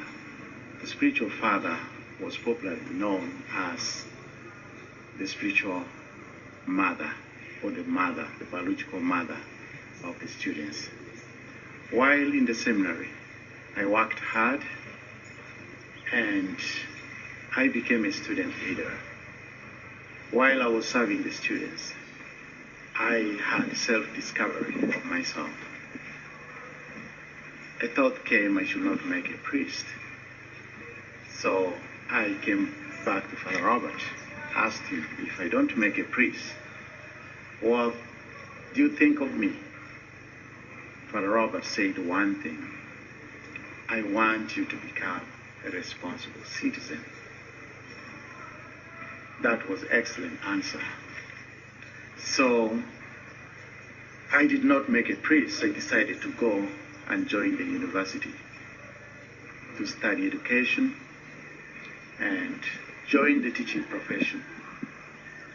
When that happened, a thought came in my mind, what can I give in return for someone who supported me? So in 2004, when Father Robert went to United States of America to work as a missionary, he left me with the 6 orphans he was supporting.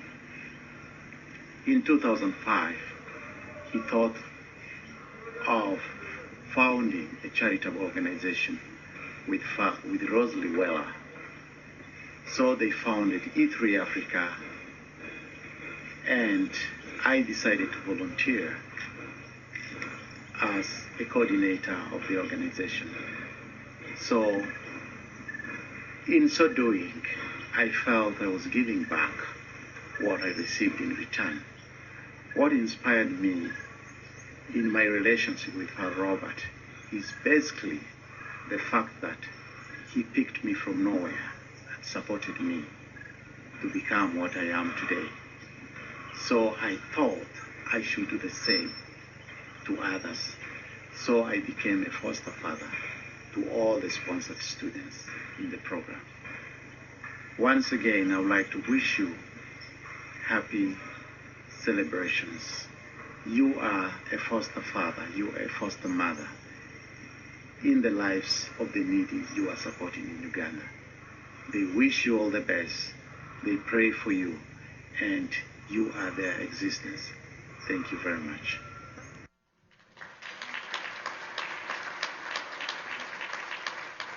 And today, is Joseph's birthday. So let us all wave to him and wish him a happy birthday. Happy birthday, Joseph.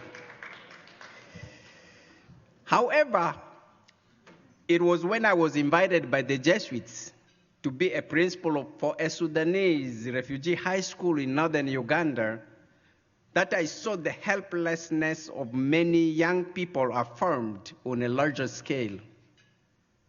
During my 4 years as a principal and teacher in that high school, one of my responsibilities was to ensure that all the students paid their tuition in time before they could be admitted to class to study. Many of these poor Sudanese refugee students, most of whom fled unaccompanied, could not afford these very little fees. So I found it morally difficult to send them away from school, as I was supposed to. You see, I know the pain of this humiliation firsthand because I personally suffered it myself in my earlier years in primary school. So I decided to support some of them myself using my limited stipend. Initially, I began with 8 students.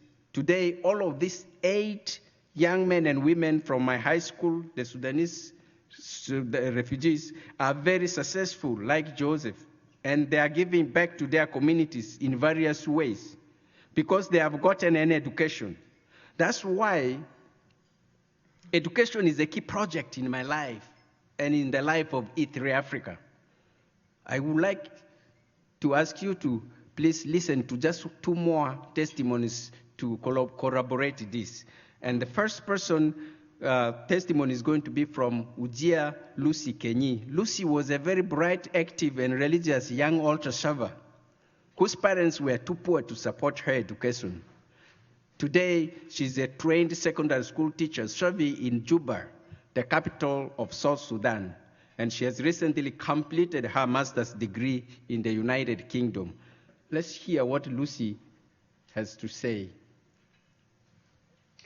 Hi, I'm Ujia Lucy Kenyi Pitia, a graduate from the University of Warwick in the United Kingdom. I grew up in a refugee camp in the northern part of Uganda, where life was so difficult, not easy to acquire the basics of life. However, my encounter with Father Robert was a blessing and a source of happiness for me and my entire family. Father Robert was my principal in a high school way back from 1998 to 2000. My encounter with Father Robert changed my life through the scholarship he offered to me, for without which I don't think I will make it this far. I am who I am today is because of the scholarship Father Robert offered to me, which opened doors for more opportunities and scholarship for me to accomplish my dream. No word can express my gratitude to him. I pray to God to bless him so that he may give more to the needy, and as well bless me so that I may give back to those who are most in need of my help. Thank you so much, and may God bless you abundantly, Father Robert. Thank you, Lucy. And the final testimony is from Kim Julius Jame, who too had a similar story like Lucy. Please let us listen to his testimony, which is going to be an audio. Hello, my name is Hakim Julius. I was born in South Sudan, but I have grown in Uganda. I am the last born of my parents in a family of 7 children. Professionally, I am a teacher. Today, I am very excited to share with you my story, because before I had no hope for better life as a result of civil war in South Sudan, which made us went to Uganda for refuge.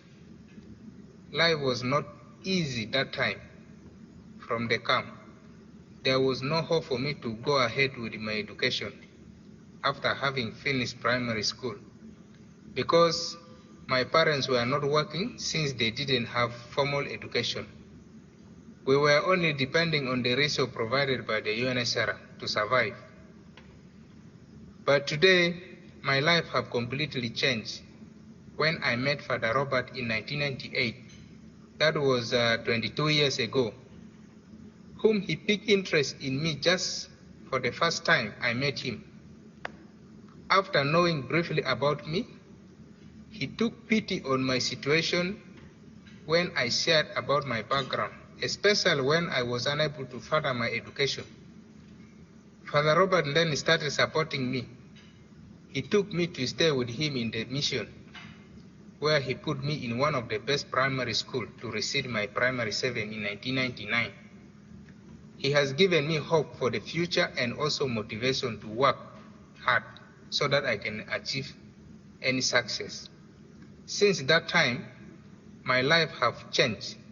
I started seeing progress in both my health and also my education. I was actually really inspired by Father Robert, and I must say, he is one of my greatest source of inspiration for the success I've achieved today. I cannot thank Father Robert enough for his help. He is a great blessing from God. Thank you, Hakim.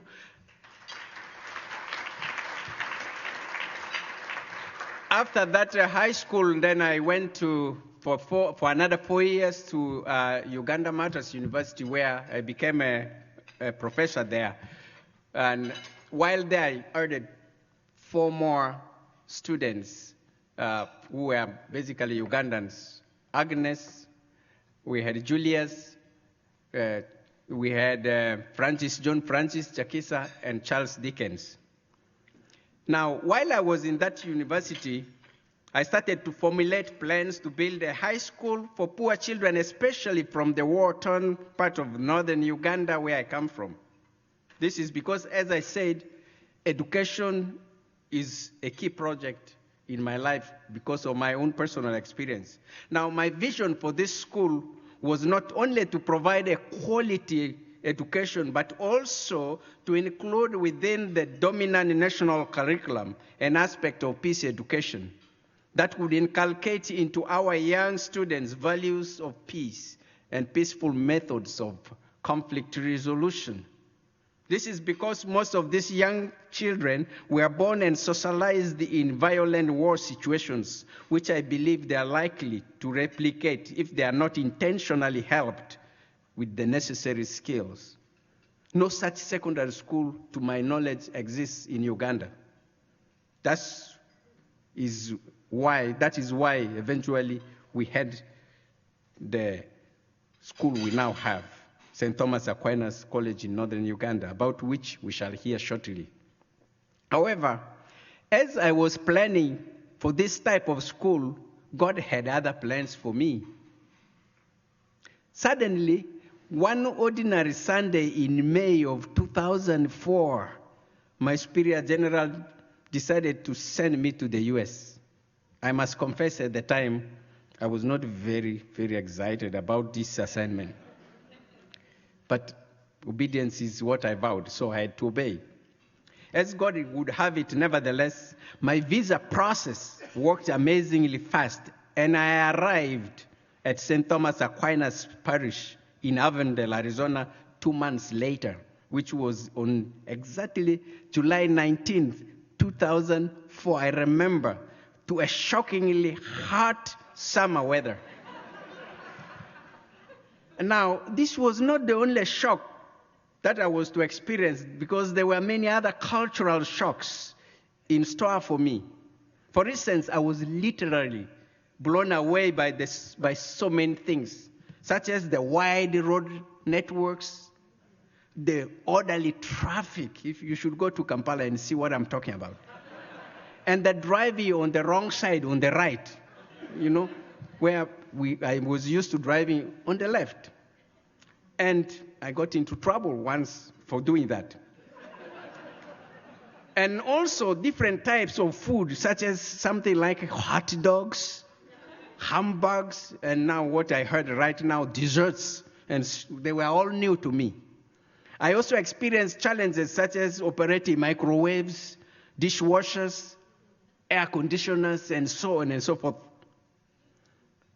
And Father Dan, who has provided us with this audiovisual for this event, and who accommodated me for the first week in this country, helped me to navigate around some of these challenges. Later, Father Karen, we pray for him, is sick. He should have been here, but he's sick. Who was my pastor, then was also very supportive and helped me to adjust to my pastoral responsibilities. While with Father Karen, I shared several times about my dream to build a school, which I had already named St. Thomas Aquinas College, even before I knew I would end up at that parish with Father Karen. He gave me the advice to begin with sponsorship, which he told me and then was less complex. And I'm grateful to him for that wise advice, for it worked. But the mother of all shocks for me was when barely 8 months later, Bishop Olmsted decided to appoint me a pastor at St. James in Glendale, Arizona. Now, to appreciate the magnitude and the impact of this appointment on me, this was a significant pastoral shift for me, because till that time, I had spent most of my then 14 years of priesthood in academics and in a familiar culture that I was getting myself into. Also, I think I was the first African priest born and raised in Africa to be appointed pastor in the Diocese of Phoenix. So many things were therefore pretty new and challenging to me at the time, and I had no one with a similar experience to reference to. You can therefore further understand my hesitation when barely 2 weeks after being installed by Bishop Olmsted as the pastor of St. James in March 2005, a certain lovely and kind lady approached me with a request to identify for her a family in Uganda which she wanted to feed. Not knowing her motive, I of course naturally resisted this request outright. Yes. But I soon found out that this particular lady does not take a no for an answer. And so she kept bugging me like the poor widow in the Bible. And I was so exhausted that eventually I gave in. That lady is Rosalie Weller, seated right here in front of me.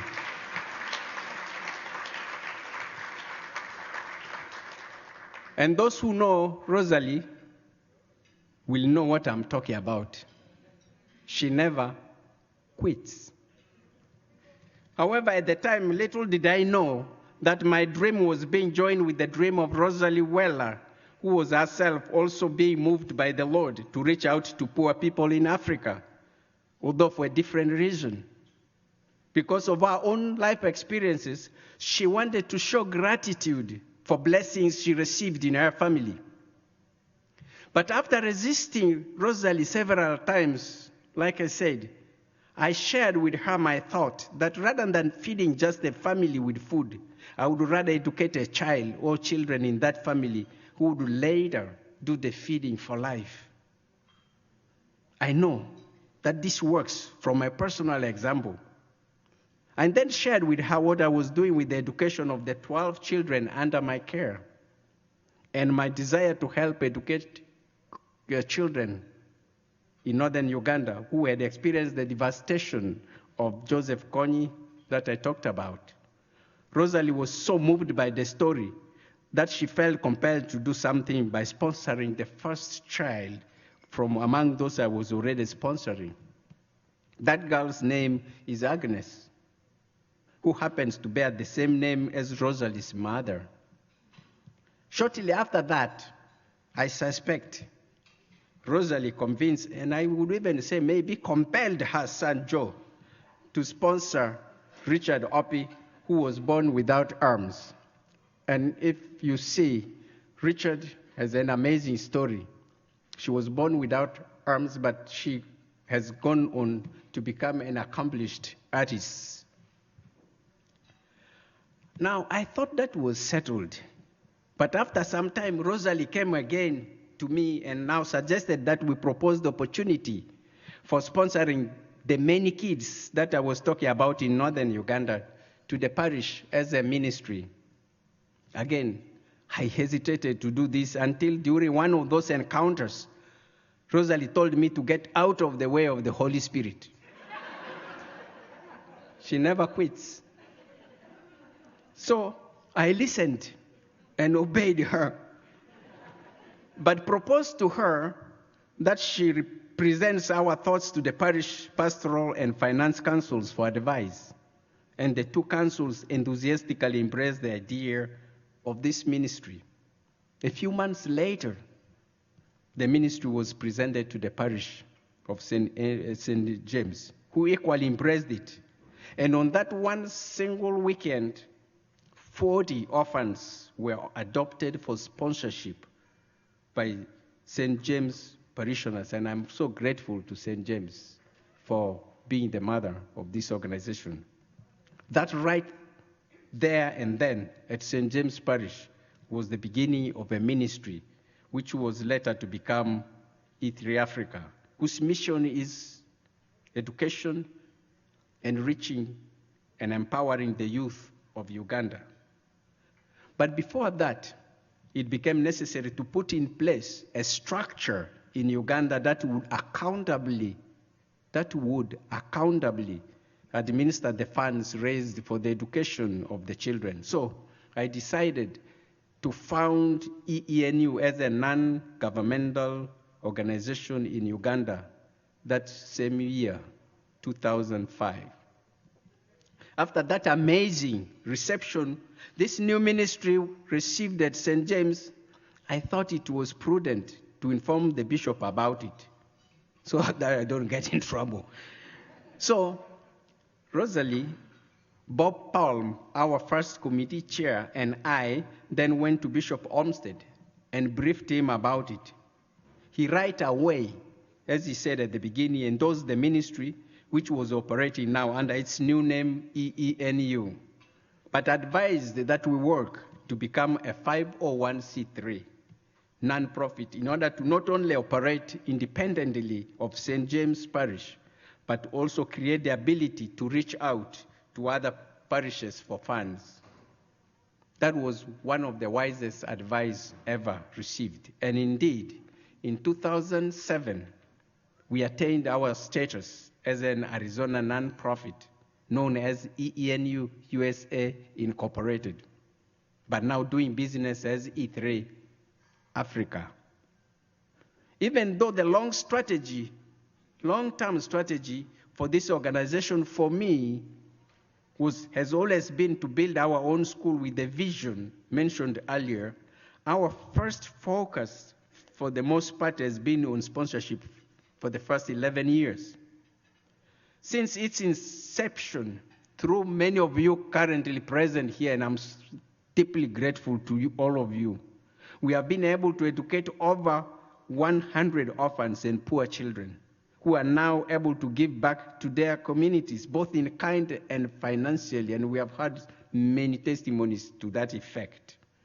Currently, over 200 students are under sponsorship, both in our own school, St. Thomas Aquinas, and around the country. However, through hard work and generous large donations from some of you who are present right now in this hall, in September 2016, we were able to break ground finally for our school.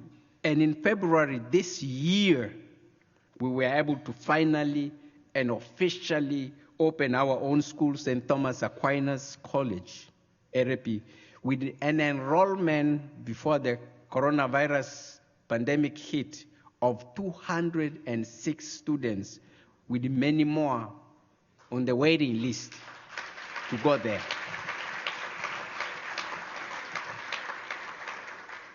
I know, dear friends, from personal experience, why we are so passionate about education. I know the joy many of you are getting by realizing that the opportunities you are giving to these children is yielding fruits, is making them to become responsible and productive people. By providing an education to the many more of those still on the waiting list, you are not only going to allow the condition of these children to define who they are, but by providing them this means you will be giving them a future. And therefore, I know all of this. I know to be a beneficiary. Now I know how God has used me also to help the others. And I know that those of you, many of you who are sponsoring, derive the same satisfaction as myself for seeing how your children are being transformed as you watch. And so there will be an opportunity for us to continue with that or to get more children, because there are many more on the waiting list. With that, dear friends, those very, very few words, I want to conclude my story regarding the beginning and the past of E3 Africa. Thank you for listening, and I thank you, and I turn you over now to Nate Cottrell, our board chair, who will take us through the present before Joe comes to talk about the future. Nate.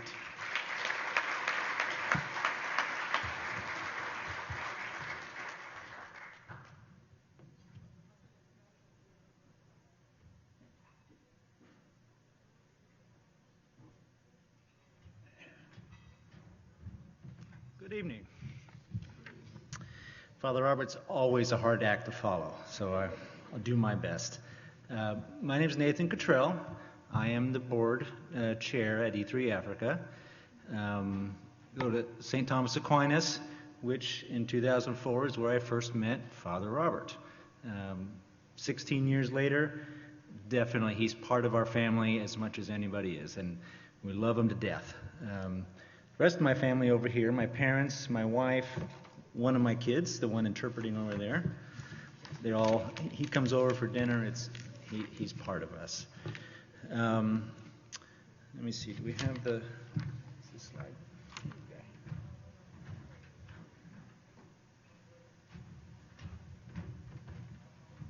There we go. So my talk tonight is going to briefly highlight, I will try, what E3 Africa does, why we do it, how we got here, and why we, as a group, are all here. There's, of course, only 47 bullet items, graphs, charts, spreadsheets, a quiz at the end, so try to do them well. The basics, back to school. For those of you who don't know, here's what we've got. Father Robert alluded to some of this. So E3 Africa is the nonprofit here in the United States, right here in Phoenix, actually Queen Creek. EENU is the nonprofit in Uganda, headquartered in Kampala. Here, what we do mostly is we find sponsors, we manage the sponsorship, the data, coordinate with EENU, make sure that all of the students, their needs are met, and of course, while we're here tonight, we raise funds to support that mission, the school, and all of the miscellaneous costs. The board in Kampala, they manage the students. They make sure they're getting their education. They make sure their tuition's met. They make sure all the extracurriculars are being taken care of. They provide that direct support Father Robert was talking about, feet on the ground, to make sure that they provide the enrichments the students need. And of course, they coordinate back and tell us how they're doing. The whole point of the program is the mission. I don't know if you can actually read those words or not. It's kind of tiny. But it conveys the point that there are incredible children in Uganda in need of a helping hand. Just a small gift of education that can change the course of their life, and you saw examples of how that happens, from a life leaning toward poverty, tribal disputes, life of struggle. Education can lead to a life of wisdom, love, and drive to make their communities better. And those three words, that wisdom, love, and drive, that's educate, enrich, and empower. That's the E3 that we're talking about. Obviously, here's our founders, Rosalie, Father Robert. 2005, they started this officially. I'm going to go quick through most of our volunteers here. Here's our executive committee. Man, he's a handsome guy in the corner there. Myself, Joe, Rosalie's son, Michael Matthews, Mike Ingersoll. I think I saw Mike here. We have our staff, fabulous staff who took care of most of this dinner here, Tony and Dana. Our other board members, there's Monica, Sister Betty, Colleen Ryan, Beth Ann Bader, Sherry Williams, Michelle Coffey, Sandra Lum. All of them, I think, are here tonight. This is our staff, our equivalent staff there in Uganda. You saw Joseph Mbaye, our executive director. He gave his testimony. Him and Winnie Akello are the staff. Raphael Baku and Suzanne Oyela, our executive board. I'm going to struggle some of their names here, but the rest of our board is Zaki Eriko, Titus Mbayo, Dr. Faustino Arach, C.D. Mindra.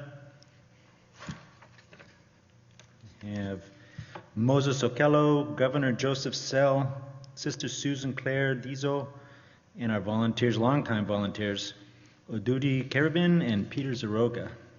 And I always snicker Governor Joseph Sell. We always call him Governor. I always wondered what he was the governor of, but that's just his name. And most importantly, out of all of those people, those are the people who are doing a lot of volunteer work, but we have you. Volunteers, donors, sponsors, family, friends. Whoops, this is not going. But that brings us here. And this is what everybody's familiar with right now. Not good, but I think we can push through it.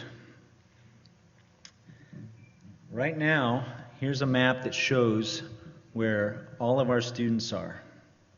All those red dots are where one or more of our students are going to one or more schools where we're paying tuition. Sponsors like you are paying tuition for a student spread all over the place. Keep in mind the size of this. Kampala that you see down at the bottom to Moyo up at the north end, that's a day-and-a-half drive, half of which is on dirt roads. It's hard logistically to drive around and pay tuition. So we started a school. St. Thomas Aquinas College. You can see the aerial site there. Far northern Uganda. This area was chosen because, as Father Robert says, that's where he grew up. That's where his family is. That's where his village is. So 2007, we started working on this school campus. Mission in mind, we pushed and pushed. We thought, let's see here. 2009, we acquired final title to the land. 2011, we had developed the plans, the concepts, and an approach. And this is one of my, I'm a civil engineer, so this is one of my favorite pictures. There's two parts. One, he's surveying with GPS equipment. But two, it shows that the education that he's got, even though there's no water, no power, no sewer, hardly any infrastructure, education gets him using GPS equipment. It's a big difference. By 2014, we formalized the approach, and and the plans and began intensive fundraising. It took us a long time. Early in the spring of 2016, we installed the first well. We planted some trees to make it look like we were doing something. And then, as Father said, September of 2016, we started the hall, the multipurpose hall. Many thanks to the Menkings. They made most of that possible. Here's the hall under construction. Here's the way the hall looks today. It's beautiful.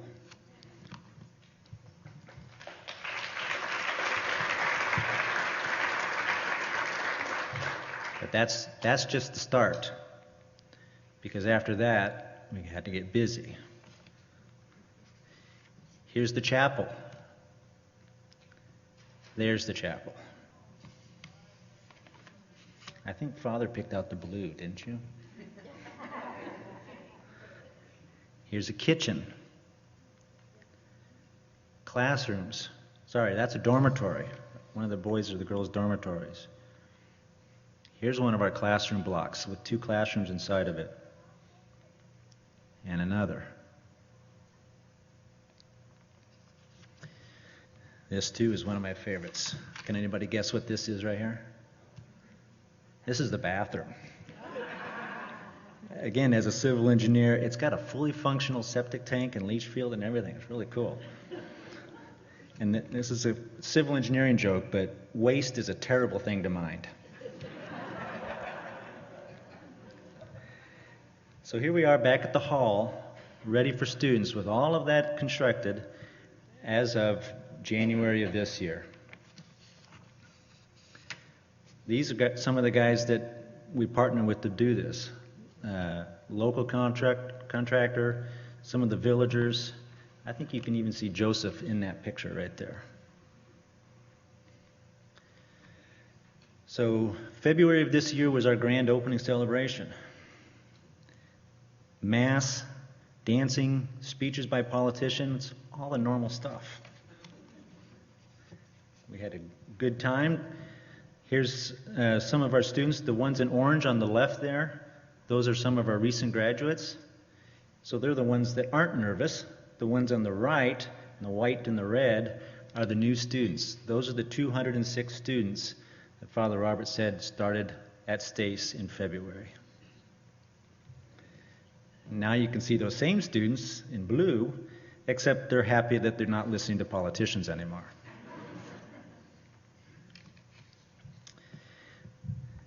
The graduates, again in the orange, coming back to empower the next group of students, the ones on the right,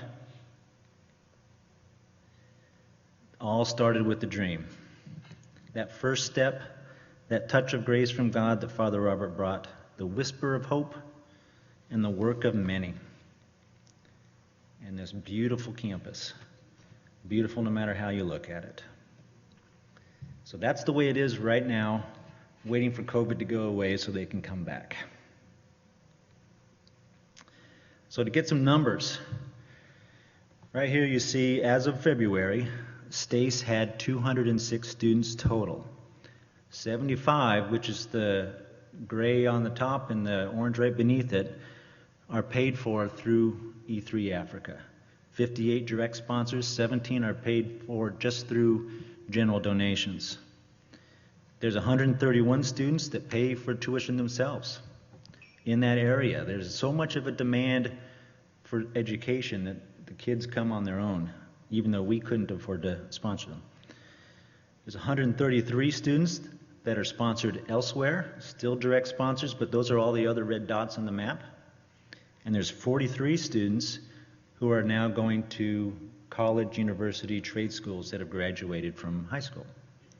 You can see those big numbers down below. So right now in the program, it's 384 kids that are being provided an education with help from E3 Africa. 384. There's another 130 that have graduated and are out improving their lives. So far, Father Robert's dream, there's 514 kids that we've helped. 514.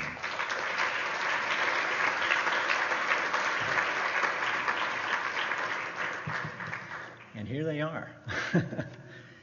So with that extra capacity at Stace, it helps us grow those numbers bigger. It helps us help more children.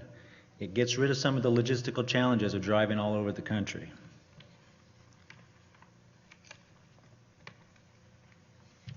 Here's some more. These are our current students up at Stace. These guys, I wanted to put a picture in. So these guys are recent graduates. This is Jude on the left and James on the right. These two guys, when we went in January, February, were there to help us, drive around the country. Jude is a graphics arts student, or maybe he's working graphic arts. James on the right is an architecture student. Jude, they both took their vacation time from what they were doing to come help us. They were giving back already. Jude helped put together all the videos that you see. All of these pictures, that was half his work. James on the right, he's drawing plans for our school. Teachers' quarters, that was his completely. The gate, the campus, the 3D models that you see, that's James doing that. He's giving back because he knows how important it is. It's proof that it works. So I'm getting close to closing here. So I ask what I started in the beginning, who are we? It's not just E3 Africa. It's not the board. It's not EENU. It's all of us. It's all the students, all the volunteers. Who are we? Like the bishop said earlier at the beginning of the night, we are all children of God. And here we go. And when God places an idea inside of one person's mind, this is him on a bus in Kampala, it does wondrous things. Thank you.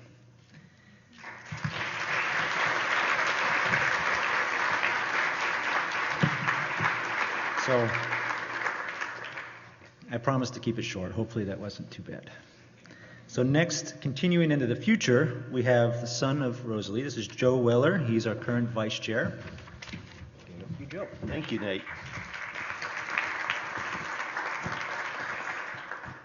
I'm going to do a couple things different. First of all, Nate's a civil engineer. I'm a chemical engineer, so I'm not going to show you any foundations. No foundations. And maybe not many construction pictures either.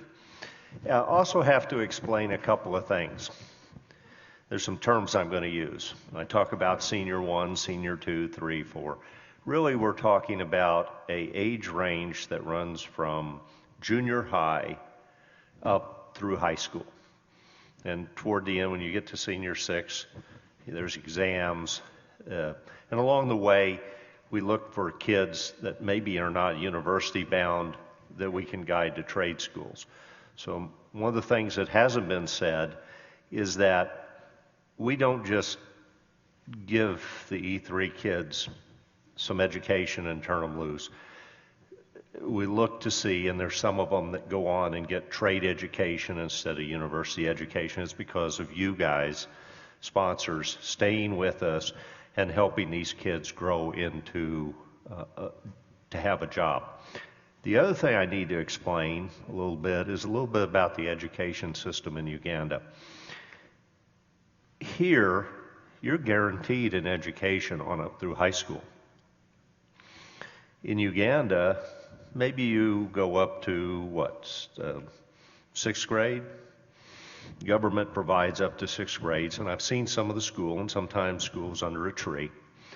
And then there's this gap. If you're poor, you don't have the money, as Father Robert said, to get the education that takes you up through high school to where you can take the exams that allow you to get into the university, that give you access to higher education, to be an architect, to be a nurse, to be a doctor, those sorts of things. So there's this tremendous gap in the country, and a lot of countries in Africa where the poor stay poor, but if you're rich, you got the money to get the education. And so what we're doing is we're closing that gap, and we're doing it one student at a time. I'm going to start to talk a little bit about what's on the screen, so if you would shift your attention to the screen. And we're going to go back to the future. And what began as a dream, and the site of the school was a gift by an elder who couldn't read. And Father, you probably can pronounce his name. I can't. But he was wise enough. He gave the school almost 30 acres. And that with a gift from Pipeline, one of our partner agencies. Who here is from Pipeline? Or there in the back. Everybody look toward the back. Give them a big hand. Because you see the well that Father Robert is doing work on, and he's pumping water. That's up on, if you look on the model of the school, that's on one side. And our board chairman at the time said, well, we can do a school if we have water and power and so forth. So Pipeline helped us. They put in that first well at the site that was kind of the beginning of a dream. And so, and what I'm going to show you next and talk about going forward is really a collective part of all your effort and all the effort and the donation that everybody has put forward. Nate talked about the scholarship, the students that have been empowered. And one of the things that, and you'll notice I show Stace opening, Senior 1, Senior 2. This is really junior high. So we're starting at the bottom, and as the school grows and progresses, you keep adding new students in at the beginning, at the Senior 1. Senior 2 goes to Senior 3. And the class size is about 120 kids. So as you step up, you have to keep providing dormitories, you have to keep providing classrooms as you go, and the people in this room, many people have contributed to this dream. So when Nate talks about starting with 206, it was really a little less than that, and Joseph found some ways to squeeze some more beds in the school to up the capacity. For whatever reason, he seems to find a way, as long as there's space in the school and beds, more students seem to come into the school. So what we're trying to do is, as I go forward and I talk about the vision going forward, we're going to talk about trying to sponsor at least 60 kids a year from here and the other 60 from there. Now, if we can do more, good, but I absolutely guarantee you that if there's space at the school, it's going to get filled by the people there who want their kids to go to a quality education. And as Father mentioned, there's nothing like this school. And to think about the size and the area, there's really nothing like this school in an area the size of Arizona. Because when you start cutting the arc over there and looking at where this is, it runs into South Sudan. You start getting close to Congo, you go across the country, it's Kenya. And so it's, and I've traveled there. And to travel there, I went there with my wife, Jeannie. To travel there, you have to drive for well over a day. You have to cross the Nile River on a ferry. George, you've done this too. To get to the other side, we were there at the last ferry and hoping we could get on. Otherwise, we'd have to spend the night on that side of the river. So this is where we're at. We've started the school, and I'm going to talk a little bit about what we're doing the rest of this year, and then for the next 3, 4, 5 years. And I'll show you the potential, where we can go and what we can do. Now, we hit a time, and a little bit to the disappointment of George, when we were trying to open the school, but there was a lot of infrastructure, books, other things. We just couldn't open it in 2019. By 2020, we'd raised another $150,000 to put the infrastructure, the books, the facilities into the school to bring it forward. We'd done things like add vans, textbooks, desks, all kinds of the infrastructure, surprisingly, it takes to do a school. So right now what we've done, with some support of Marianne, we finished the science building. We're still looking for support to put laboratory equipment in the school. We've tied the school with a donation of a transformer to the national grid. Now, there's a little problem. Sometimes the grid doesn't always feed electricity, but we're tied on, and with some of the solar systems and some of the batteries and generators, you know, Joseph and the crew there make it work. We are expanding the dorm capacity to go from 200 kids up to 600 kids. The design is there. This is moving forward. And with another donation, there's been when you think about school, we get water from the well, we get water from rainwater collection, donated big tanks to try and collect the water, and then one invention over ASU, this Zero Mass, will pull from using solar power, pull moisture out of the air to provide pure drinking water. Something kind of new, and we're seeing how it works, and that's the result of a donation. We've also had, you can see the gate that's shown in the slide. We've also had a donation to add a fence so that this area can be fenced and made secure so that goats and whoever else, comes there doesn't cross across. And Joseph's described what he plans to do to me, and Tony didn't like my term live fence. Well, we're not going to electrify the fence, but Joseph is planning to put thorn bushes that grow along there to help provide some security for the school. And you can see the beautiful gate there that was donated by a eye doctor down in Lake Jackson area. Okay, now moving forward to 2021. If you think about this, we add a class, so we go senior 1, 2, 3. We move up to a capacity of about 360, 400 kids. So at that point, the school is starting to be sustainable. The sponsorship, the local tuition, other things are starting to begin to balance. And then, there are other needs as you grow. In Uganda, to attract teachers to the northern part of the country and to provide for quality teachers at the school, you also have to consider adding some quarters for those teachers to attract them. Joseph, when he was headmaster of a school, he had a nicely provided place to live. When he came to E3 Africa, he gave that up and moved to support the organization to a house with no running water. He contributed, this was part of his dream and part of his giving back to the organization. So as we look to 21, we look to add 120 kids, 60 sponsored. So again, if we talk about sponsorship, we want to keep trying to find your friends and trying to grow sponsorship. This is necessary. To the extent we don't, it's going to be filled by kids that are paying over there as opposed to us fulfilling our mission of really helping kids that don't have any way of going to school. We move into 2022 and we start to think about new blocks of classrooms to grow beyond the 400 to hit 800. So we're going to be needing classrooms, so more like George helped provide.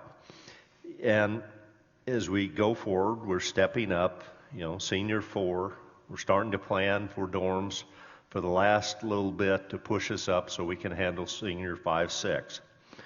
So in 2022, with senior 1 through 4, we'll be in the range of 550 students. 550, maybe Joseph pushes it to 600. We'll see. 2023. Now, 2023, we'll have had the classroom blocks built, but as you grow and grow, then you start thinking of things like libraries and maybe some trade school component to help to teach the kids agriculture, welding, some other things. So 2023, we could be at 675 kids with senior 1 through 5. So now we're getting up from junior high up through juniors. 2024, we would expect to hit 800 plus kids at the school. Now, half of these could be sponsored by E3 Africa. The school may be making enough money to help provide scholarships to some of the local kids at that time. Now, the other thing is that as the kids move on from this school, there's an opportunity for them to go to university or to trade school. So 2024 will be in the range of 1,000 kids impacted. So you can see our strategic goal as we move this forward, moving toward 2025 as fully self-sufficient and impacting on the order of 1,000 kids in their education. And beyond that, as Father talks about, some of the students over there are giving back. So it's an opportunity for students to give back. This is a picture that I took on a trip over to Uganda. It speaks to me. It's an interesting picture. It's a beautiful picture. We saw the giraffes on the hill. Father Robert remembers when we took this picture. And you see the small deer. The big giraffes are watching out and looking all over, and the little deer follow with the giraffes because they can see much further. That's kind of like us and the students in Uganda. So, how can we help today? One of the things that has now come onto our radar is this COVID situation. And so we're developing plans to expand the clinic and put a clinic at the school.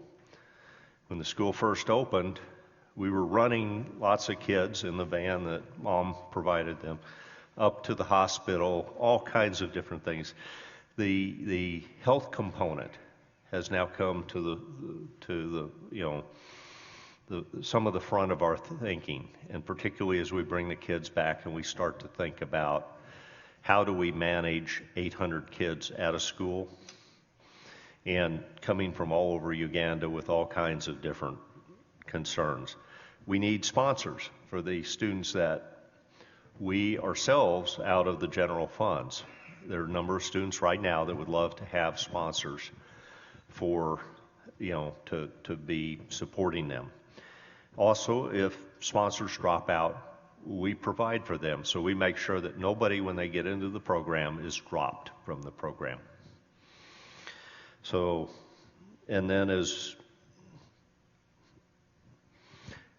I guess in thinking about it, talk to your friends, because we're going to need to try and provide 600 new sponsors a year in order to meet this vision.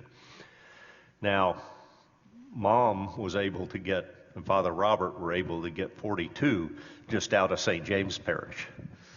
I really believe we could be able to get 60. Now, one of the things, this is about the last slide I've got, and then I'm going to turn this over to Father Robert, is I'm reminded of a story by Lauren Esley. And basically it's a story of a father walking along the ocean with his son. And there's been a storm, and there's starfish that have been washed up onto the shore. And the little son's going along, and he's picking up the starfish, and he's flipping them back into the ocean. Because the sun's out there, and these starfish are starting to hurt. And he walks along, and he picks another one. His dad says, "Look at all this beach. There's so many starfish. You can't save all these starfish." He said, "But I can save this one, and this one, and this one." And that's a little bit like what we're doing. We're working to save kids one at a time. With each one of those, you can see the impact, as Father Robert has shown, on some of the kids that have grown up and now are giving back. So, Father Robert, if you come up here, I've got something for you.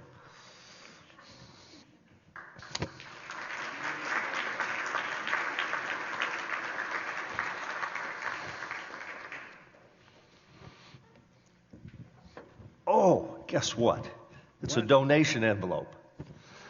Why don't you open that and look at that and then talk to everybody.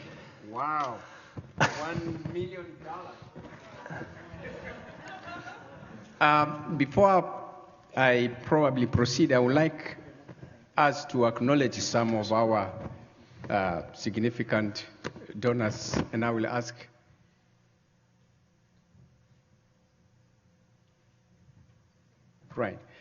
I will ask Nate to do the first part, and I will do the next.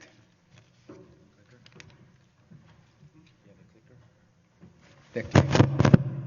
Something called clicker, please.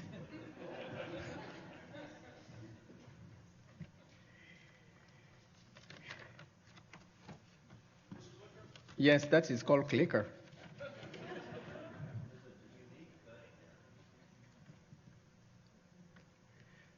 Okay.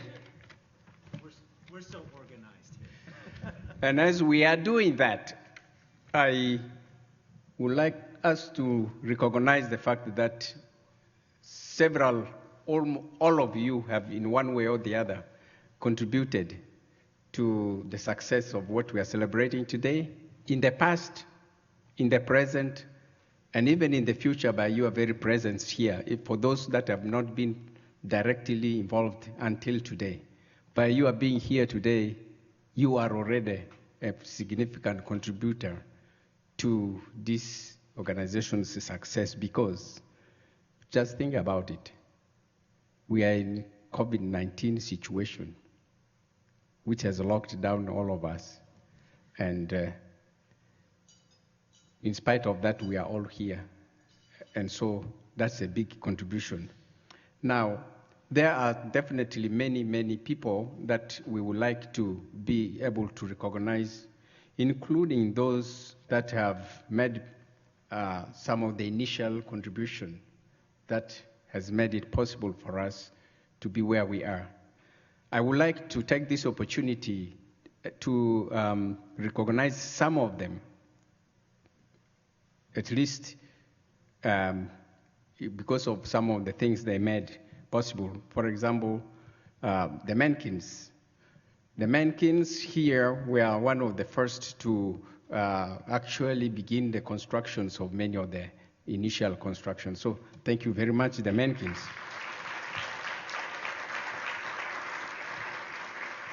And then we have also Mary Ann Alexander, who made she is a latecomer, but she did a lot of most of the latest constructions, dormitories, classrooms, and then the science block. So she's here.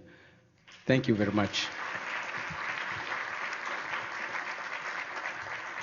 Along the line, we have had other people who contributed a lot, like Diane Rostosi. She's not here, but she was one of the very first person who hosted a gathering like this, which kick-started the whole process that has brought us to where we are. So we are grateful to Diane.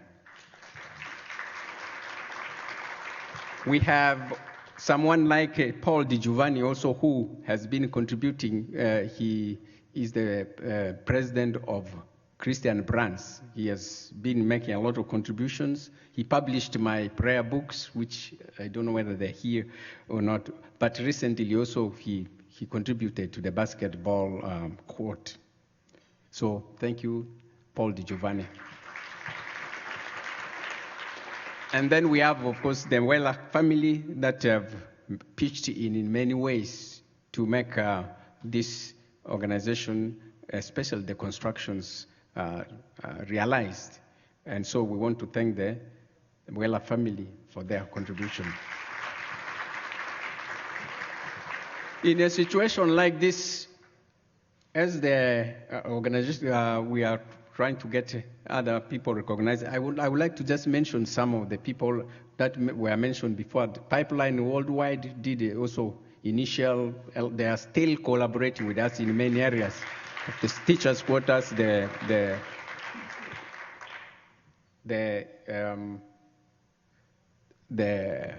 teachers' quarters, and then also the borehole initially. And then we have, of course, the Zero Mash Water, I think, where this, yeah. That company is actually, we are in the process of installing a new technology where we are going to generate new water from solar and air, from the air. So the equipment are on the way, so the school will be having that very soon. And we want to also thank the Diocese of Phoenix for the many support that we have seen coming from the bishop and so through the dioceses. And then we have Project Kiwa. Project Kiwa was able to provide with us medical equipment for both the school as well as for the entire district of Moyo, and in collaboration with, again, Pipeline Worldwide. And we have Catholic Relief Services, which has been providing donations regularly for us. And the Knight of Columbus, from the parishes where we work, St. Thomas Aquinas, St. James, and St. Andrew the Apostle, and Corpus Christi, and I hope I'm not forgetting other. The Knights of Columbus have been very instrumental, St. Joan of Arc, and so on and so forth. So we thank them very much. Then we have had partner organizations like Ramirez Advisors, and Ramirez, I'm sure, was also one of the board members who owns that. So I hope he's here. We thank you very much. We thank also the Arizona's top rated local architects and award winner, CCBG Architects Incorporated. We thank you very much for your contribution. We also thank all state representatives for your contribution. Thank you very much for your participation and sponsorship. And then we have George Brazil that all donated the air conditioned equipment. George Brazil, we thank you very much for that. And then One Tribe is doing something similar to us in Uganda. We thank you very much, in Africa actually. We thank you very much for doing that. And then we have Midland National Insurance Company, Life Insurance Company here. We thank you very much for your contribution. And then we have the GET Phoenix for young professionals. We have been collaborating with them for these efforts. Thank you very much.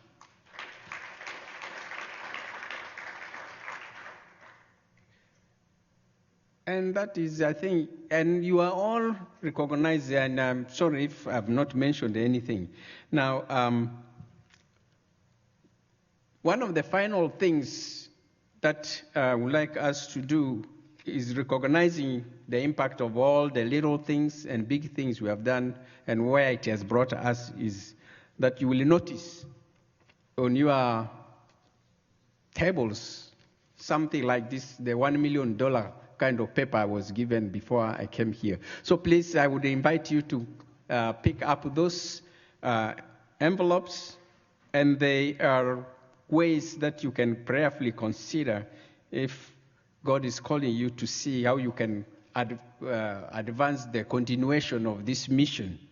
There are ways you can actually contribute towards either texting to give, and there is a number right there, or going online by giving to e3africa.org, donate, or sending this address with whatever donation you have to that address which is on the back. And for now, we will also have Dana and the team. You can also hand out whatever you have to them. And they are. Card readers are also in the back. You feel free to be able to do that. And that we are also going to be seeking Friends of E3 Africa sponsorship opportunity, which is basically in order to be a friend of E3 Africa is maybe commit giving $20 a month on a regular basis. That will make you to become a friend of E3 Africa. And so kindly take your time, prayerfully consider what you can do, and if you can do it now, we will be more than happy to do that. And now with that, I invite, first of all, I want also us to thank our wonderful MC, Matt Smith, for his excellent work that he has done. Thank you, Father Robert. So yeah, grab those envelopes, put them in your purse, if you're one of the ladies, one of the dudes, just fill it out. Be a man right now. So we also have some raffle tickets. Where's my rafflers at? There we go. That's the first time in my life I've ever said, where are my rafflers at? That felt really good. Okay, so raffle tickets help you win all those things in the corner. I haven't looked at them. They are wrapped in cellophane, so clearly they're worth millions of dollars. So to buy a raffle ticket, what are they? Is it like $5? $1 a piece? Come on, y'all. So they're going to figure out the raffle. So you buy the tickets, and then we'll figure out the raffle a little bit later. This is going to be good. So if someone comes and leans over your shoulder wearing a mask, it is not a nurse. It's a weird year. It's about raffle tickets. So with that, as they're walking around, Father Robert, can you stay up on stage with me and get these people hype? No, I just scared him to death. Poor man. I want you to stay on the stage with me. So are we ready to begin this auction? We're ready, guys? Okay, then we have 8 items, and we need to shake at least $2 million out of this crowd, and I'm looking at about $4 million worth of people. All right, so number 1, the football from N'Keal Harry. Let's take a look at that. This starts at $200, and it's because he is a professional player. He does play for the Patriots, but this is not a Patriots football because they're all deflated. And he could not sign it. Okay, who can give me $200 for this? We got one bid right over here, $200. Do I hear $225? $225 in the corner. $250, come on, $250's easy. $250's pennies. We got $250 right here. Let's bump it up to $300 for this football. $300. We got $300 right here. $350, come on, big man. $350, that's what I'm talking about. Love it, $350. I don't even like the Patriots, but I'm excited. Okay, so we're at $350 right now. Anyone $400? $400. Wow, let's go NFL. $450. Any $450s in the room? Guys, can you up it? $450. Sweet baby orphans. You gotta love it. It's just a football. $400 going once. $450. Give that man a round of applause. That's right. That's right. We clap for those bozos at Barrett-Jackson. Certainly we can clap for our bozos. That's great. I'm one of the bozos. Okay, $450. Do I hear $500? We got $500 in the corner. I love what I'm seeing. I'm not going to lie. $500. Do I have $550? Guys, $550? $500 going once? $500 going twice. That man has a nervous face, and I love it. Sold! To the corner. Give him a round of applause. Now, if you are at home right now, you can join in the fun. Father Robert, what's that text to give number? Oh, here we go. If you're joining us from home, you can text Beth Ann. How adorable is this? To place a bid, you're going to text Beth Ann. It's like texting your grandma. It's great. Her number, if you're watching at home, 480-261-1429. Or Colleen. She's just as great, maybe better. 623-202-4040. So you can text to give. All right, next up, let's keep the spirit alive with football. All right, Father Robert.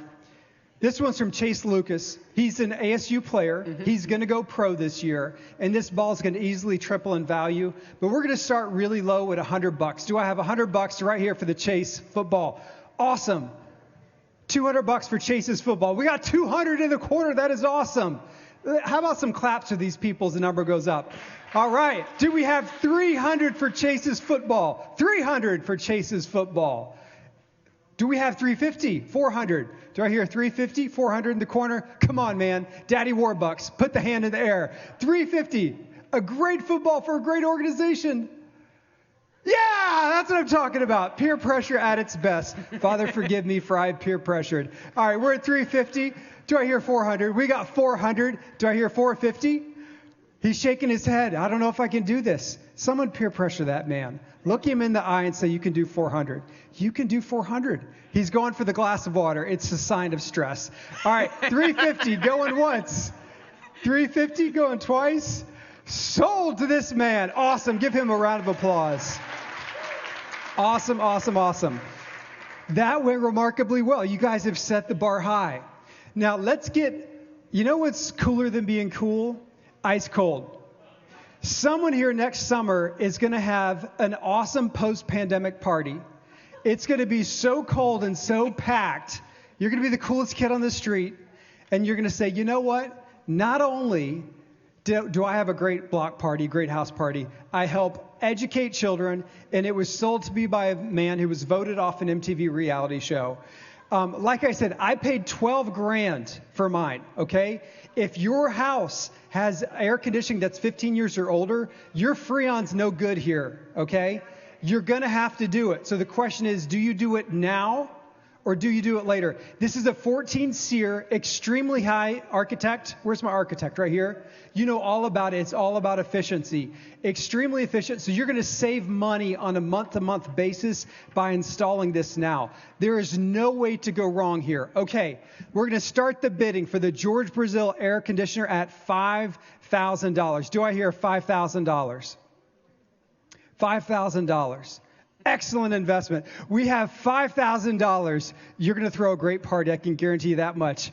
But someone wants to steal your party. Who's going to steal her party? Do I hear $5,500 for the George Brazil air conditioning unit? $5,500. Oh, we have $5,500. You are a smart man. And you've got a wonderful supportive person at your table. $5,500. Are you already dreaming of your party?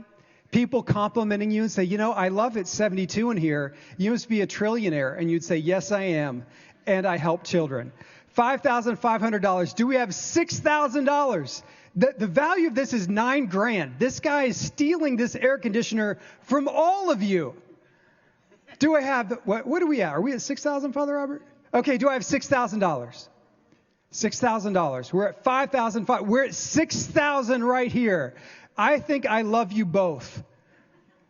Do I hear 6,500? It's a $9,000 unit, and the George Brazil comes to your house. You get a picture to put on Instagram to become an influencer. 6,500. We got 6,000. Give him a round of applause. $6,500. Awesome. Fantastic. I'm getting cold and chills just thinking about it. 7,000? $7,000? Do we have a 7,000 over here? $6,500 going once. This is your chance, guys. Think of the future. Think of the earth. 6,500 going twice. We have an ice cold guy here, and you just bought yourself a new George Brazil air conditioning unit. Give that guy a round of applause. I cannot overstate how lucky you are, my friend. You are a lucky, lucky man. That was awesome. Good stuff, Father Robert. Are you stoked? Okay.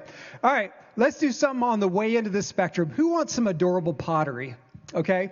Forget utility bills. Let's think about the dinner party that you're going to host. This is that beautiful pottery set. 65 pieces. I have no idea what those 65 are, but it's looking very promising. We're going to start our bid at $250. Do we have $250 for the pottery set? $250. $250 for the pottery set. It is made by hand. It's probably made here in Arizona. $250 for the pottery. Good stuff. Remember, this is your key to being an influencer on Instagram. You have to have the right plates. We have $250 right here. Very good. Give her a round of applause. That is awesome. She's doing the math. She went on eBay. She's like, this stuff is selling for $900. I'll walk out the door and triple my money and give it to Father Robert. Okay. Do I hear $300 for the pottery set? $300 for the pottery set. Do the math on this. This is like less than $5 per piece. Cheaper than going to IKEA. You cannot beat this. $250 going once, going twice. Invite me to your party. You just bought an awesome pottery set. Give her a round of applause. Oh, Father Robert, we're halfway through. I'm getting kind of low-key nervous. I went hard on this one. This is the, go ahead. Look at that dental bliss, y'all. Dental bliss. You think your smile is good today, you're wrong. Because you need to buy this, and then you'll be right. This is going to start at $50. I think these retail for $150. You can't go wrong in this. Do I hear $50 for the electric toothbrush set? Yes, smart woman. Do I hear $75 in the corner? We have $75. Do I hear $100? Look at, they're smiling. We got $100. Fantastic. They're adorable. This is the cutest table here. I just want to put them in my pocket and take them home. All right, that's $100. Do I hear $125? We've got $125. Very good price still. Do I hear $150? Come on, guys, for the big smiles. Who's got $150 here? $150. You can't beat it. You can flip it on eBay. Come on, y'all. Come on. You guys are great. $150. Just skip a few Starbucks. Who cares? Come on. I'm looking for a hand. I love you guys, but I need to see a hand in the sky.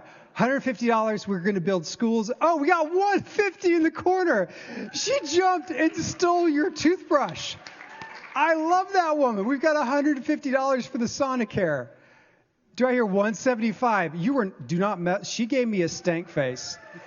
She says, I love her. She's great, but those are my brushes. We're at $175. Do I hear a $200? You're so casual, tossing your hair in the wind. No cares are given.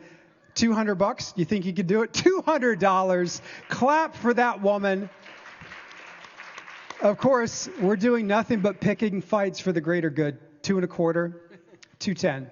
I'll make it easy for you. $2.10. All right, this is what I want you to do. I want you to meet her halfway. You're going to do $2.10. Wow. All right, you know what you got to do. $2.25. It's only a step up. Skip 2 lattes and they're yours. $2.25. Going once. Come on, $2.25. You got this. She says no. $2.10. Going once. Going twice. Gone. Give her a round of applause. Well done. I'm not kidding. What's your name? What's your name real quick? Mickey. Do you have these yet?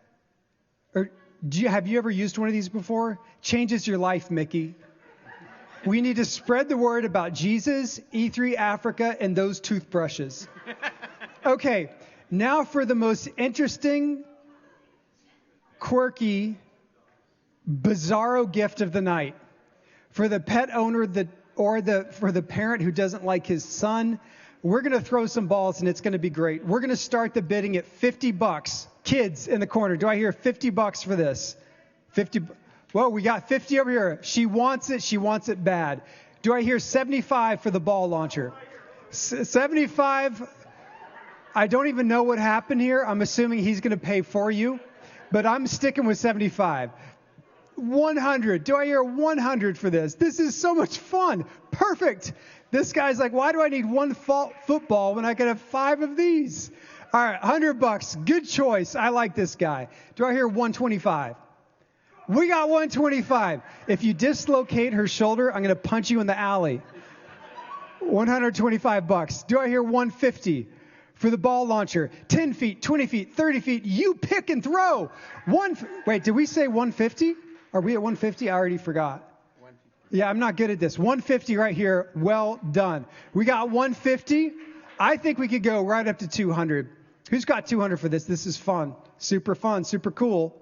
It's for the kids. Do I hear 200 for the ball launcher? 200. All right. Who knows what's going on here, but I like it. $200. Do I hear $2.25? $2.25 for the ball launcher. Super fun. Put it on YouTube. Do I 200? 200? 200 going once. 200 going twice. Sold. You bought yourself a weird gift. All right. Now for 2 of the more heartfelt gifts. This is fun. Bishop Navarez loves to laugh. So you're going to want to spend some time with Bishop Navarez. Like I said, a very awesome event. It could be coffee. You could pray a rosary together. A lot of great things could come from this. So it's going to be a good time. So we're going to open this bid at $300. An evening with Bishop Navarez, $300. Do I hear $300 tonight? $300. I'm seeing hands wiggle, but none of them are going above the ear. Father Taylor, did you say $300? You didn't? Yeah. $300 for Auxiliary Bishop Navarez evening. There we go. Are you going to make him sign your football? Yeah, that's great. Bishop Navarez signed the other side of my football. I'm going to sell it on eBay to that guy. Okay, we have $300. Awesome. Do I hear $350 for an awesome evening with Bishop Navarez and your family? $350? $350? Did I see a hand over here? $350. Very good stuff. I love seeing that. What about $400? You game for $400? You game for $400? Yeah, he's looking across the table like he's going to organize this party. He's like, what are we going to feed the auxiliary bishop? Can I feed him a pizza like Matt did with Father Robert? No, you can't. You can't do that. 400? Are we at 400? Father Robert, what are we at? 350? 350? Okay, you're at 350. Do I hear 375 in the room? 375. So 350 going once. 350 going twice. Sold to this man in the corner. You're going to have a great evening. No, Bishop Navarez, he's funny. He's an entertainer. You're going to have a really good night. Now for our final auction item tonight. Let's look at that adorable little picture there. It's little. It's on the screen. That's Father Edward. You hear Father Edward? I've heard he's really bad at cooking, Father Edward. Yeah, there he is. Yeah, raise your hand. There he is. Yeah, he's no good. But Father Robert is great. And Father Talo is his emotional support. Because Father Edward is jealous and he heckles Father Robert. These are the three priests that lead my parish. It's a lovely nightmare. Just kidding. They're all best friends. They're all best friends. They smile so much you feel like a jerk in their presence.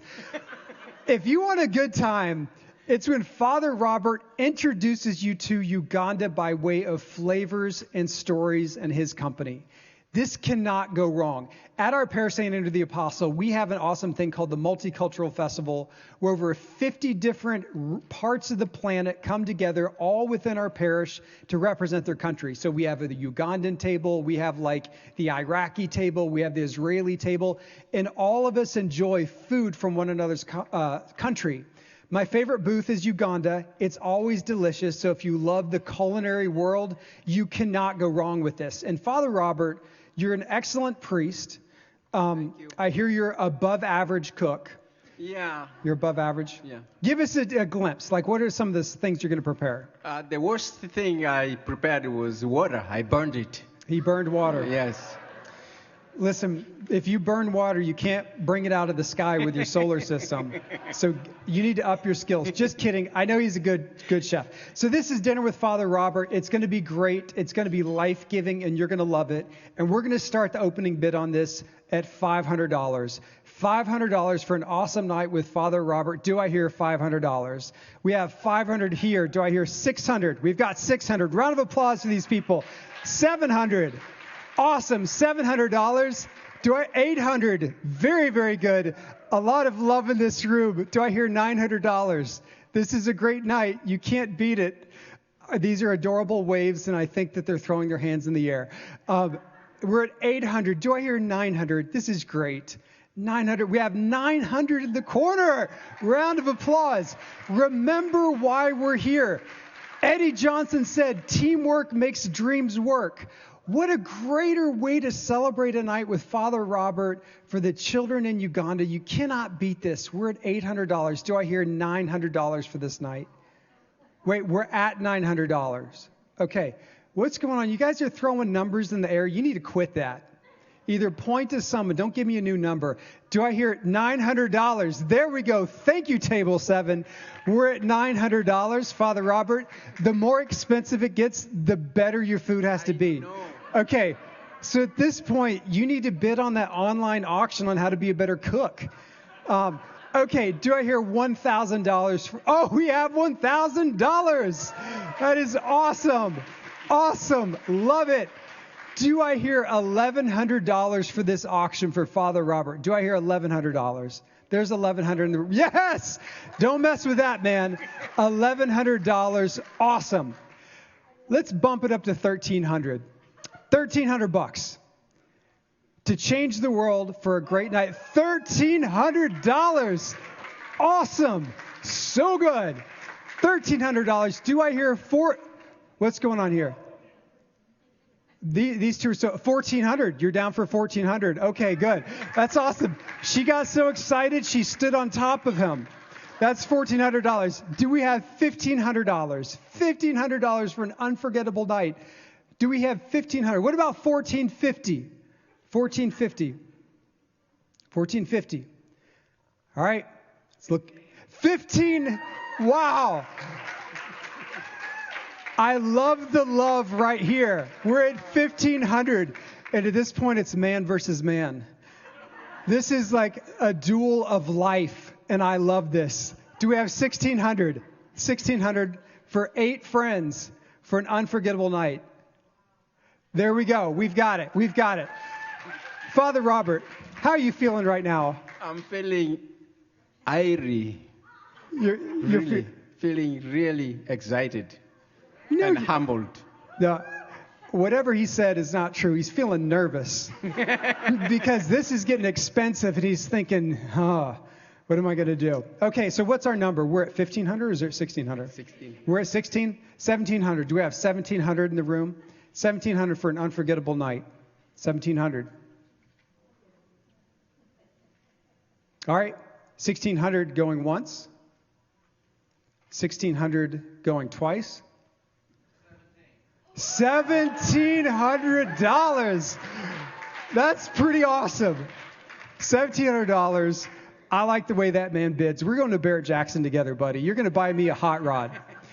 We're at 17. Do I hear 1,750? Do we have 1,750 here? This side is okay. This is great.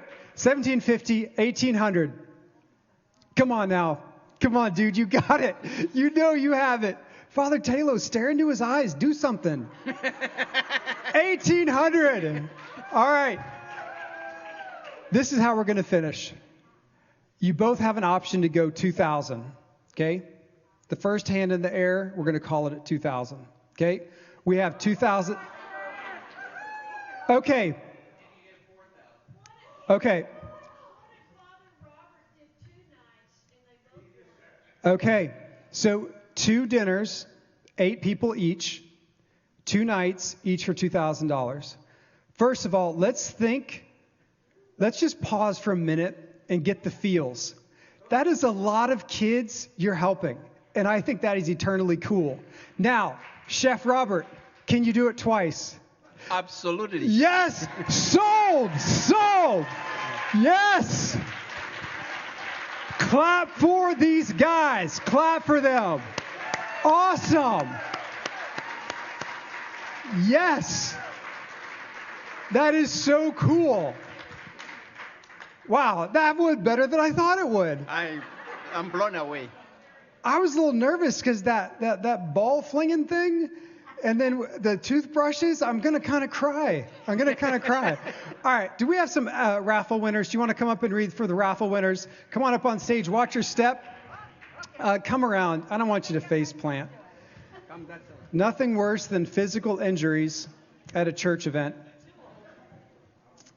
Yep, here we go. That was cool. Good job, guys. By the way, if you won the auctions, just outside the door, there will be someone there to take care of everything. They're waving their hands here. They're adorable. Be sure to check with them on your way out of the room.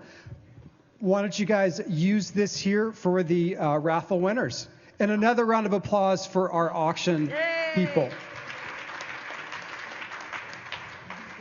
All right, everybody. This is for the night in or the night out. So let's see. Who's the lucky winner? Okay, shake them up before I do that. Okay. This has a $165 Madison Avenue Salon and Day Spa gift card, $25 C's Candy, which every woman needs, $25 AMC gift card. Guys, we got it all. $25 dinner certificate, 2 bottles of wine, remote-controlled LED candles, and a cozy comforter. All right, Father. I'm getting a little nervous. That's a lot of stuff you're giving away. Okay, and the winning number is 354-499. So if you're in between there, 354-499. I knew this would be hard. I'm so sorry. One more time, 354-499. And we'll just hang on to that. Okay, the next one is our Kitchen Classics. A $50 Bed Bath & Beyond gift card, gourmet air fryer, copper frying pan, Moscato wine, yum, extra virgin olive oil, seasoned with love towel holder, and a bon appetit wall decor. All right, Father. Check it out.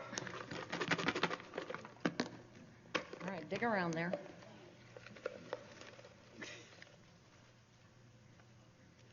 Oh, I'm so excited. Okay, and the winning number is 307576. It's yellow. This is...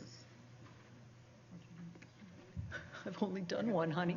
307576. Anybody?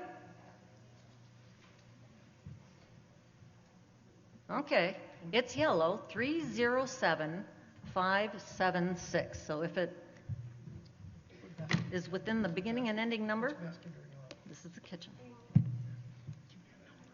Number 6 is here. All right, we found the winner. Yay! Okay, next we have our, I think this is great myself. It's a Clean Free car wash. You get 3 $50 gift certificates to get your car washed, plus enough towels to last you a lifetime. So you can like split the gift cards up for Christmas if you need to. Make some people happy. All right, Father.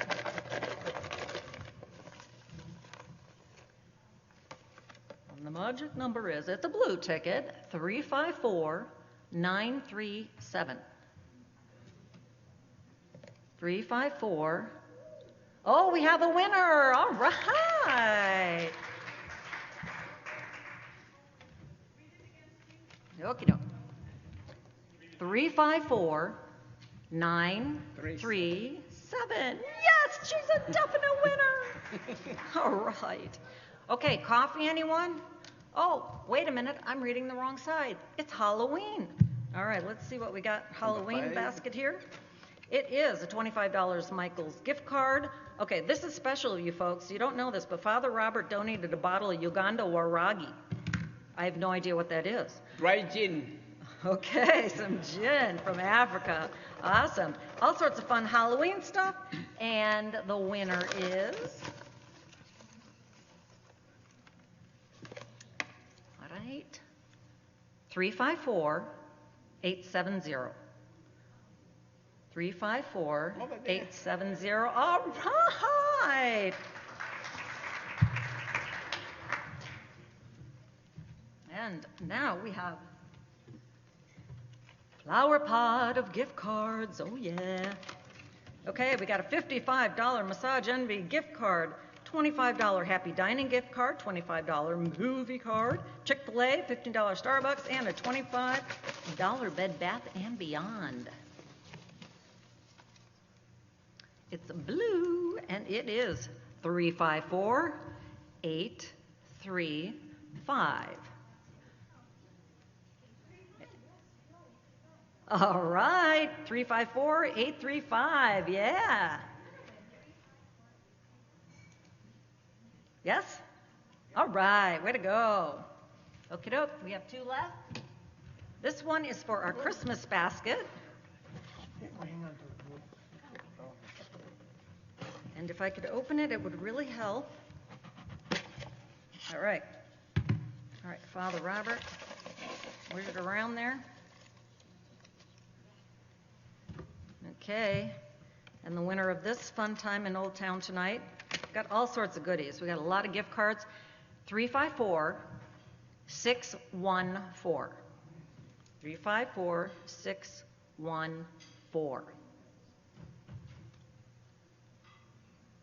It's Barb. Oh, the winners. Yay! All right, thank you, everybody.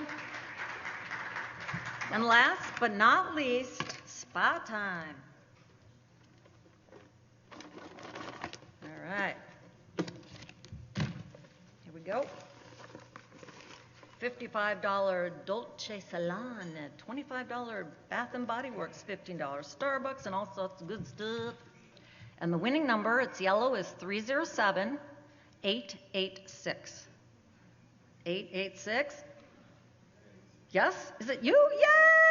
Yay! All right, all right. Thank you, everybody, very much. I hope you had a good night. Thank you.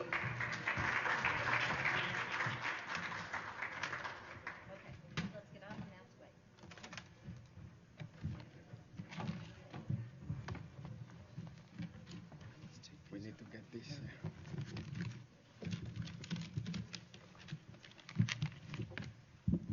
It's like we're having a Tupperware party up here. All these lids and stuff. Don't forget, we have the auction items. Ends Monday. That's going to be fantastic. Thank you all for coming tonight. And finish this off just as we started with prayer. I want to invite up onto the stage. Before we do, one Okay. last thing. Matt, we really appreciate your efforts. And on behalf of the board and all the people who participated and had fun, it's not much. We're a cheap organization. There we go. But thank you, something to remember us by. You know what? And I kind of like you. I might sign this TV guide and give it to you. It's worth at least as much as that toothbrush on eBay, right? Right. Okay. So Father Greg Schlarb, come on up. Give Father Greg an applause. And with that, we'll say amen, and we will see you all later.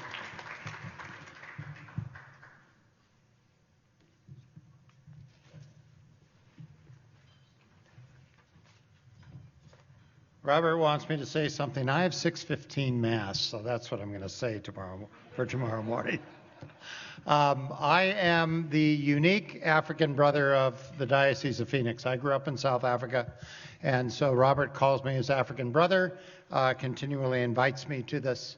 Growing up in a third world country and then with our northern neighbors, it's very, very difficult. You can always turn the news off. You can't turn Father Robert off. And so he will get that message to you. We're very blessed to have all of these African priests here, and they continually remind us how good we have it here. And we have the resources to help so many others in need. So go home if you haven't already, read Matthew 25, and remind yourselves what it's all about and what Jesus is going to judge us on. So as we conclude our evening, let us ask God to bless us on our way home and continue to bless the dreams and the mind of Father Robert and all the good work that is going on because of your participation. In the name of the Father, and of the Son, and the Holy Spirit, amen. Good and gracious God, we praise and thank you for the gift of life, for the gift of faith. We know that sometimes life is not always fair, and some are born into extreme poverty. We ask your blessing upon us. Continue to allow us to be cheerful givers, that we may give them a help up, a hand up, that they continue to see the good work that is in front of them and the opportunities that lie before them when they are given a chance.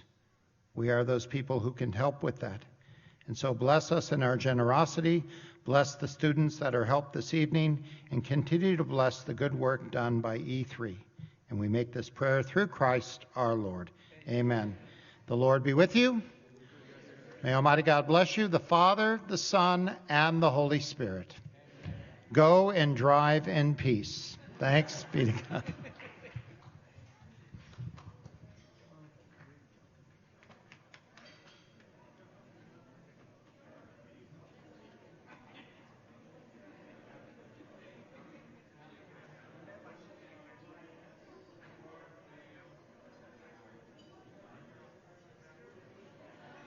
Dear Father Leonzi Robert, Mr. Ambayo Joseph, Oduti Kerubin Peterson Peter, Winnie Akelo, we just want to say we are so grateful for all your respect.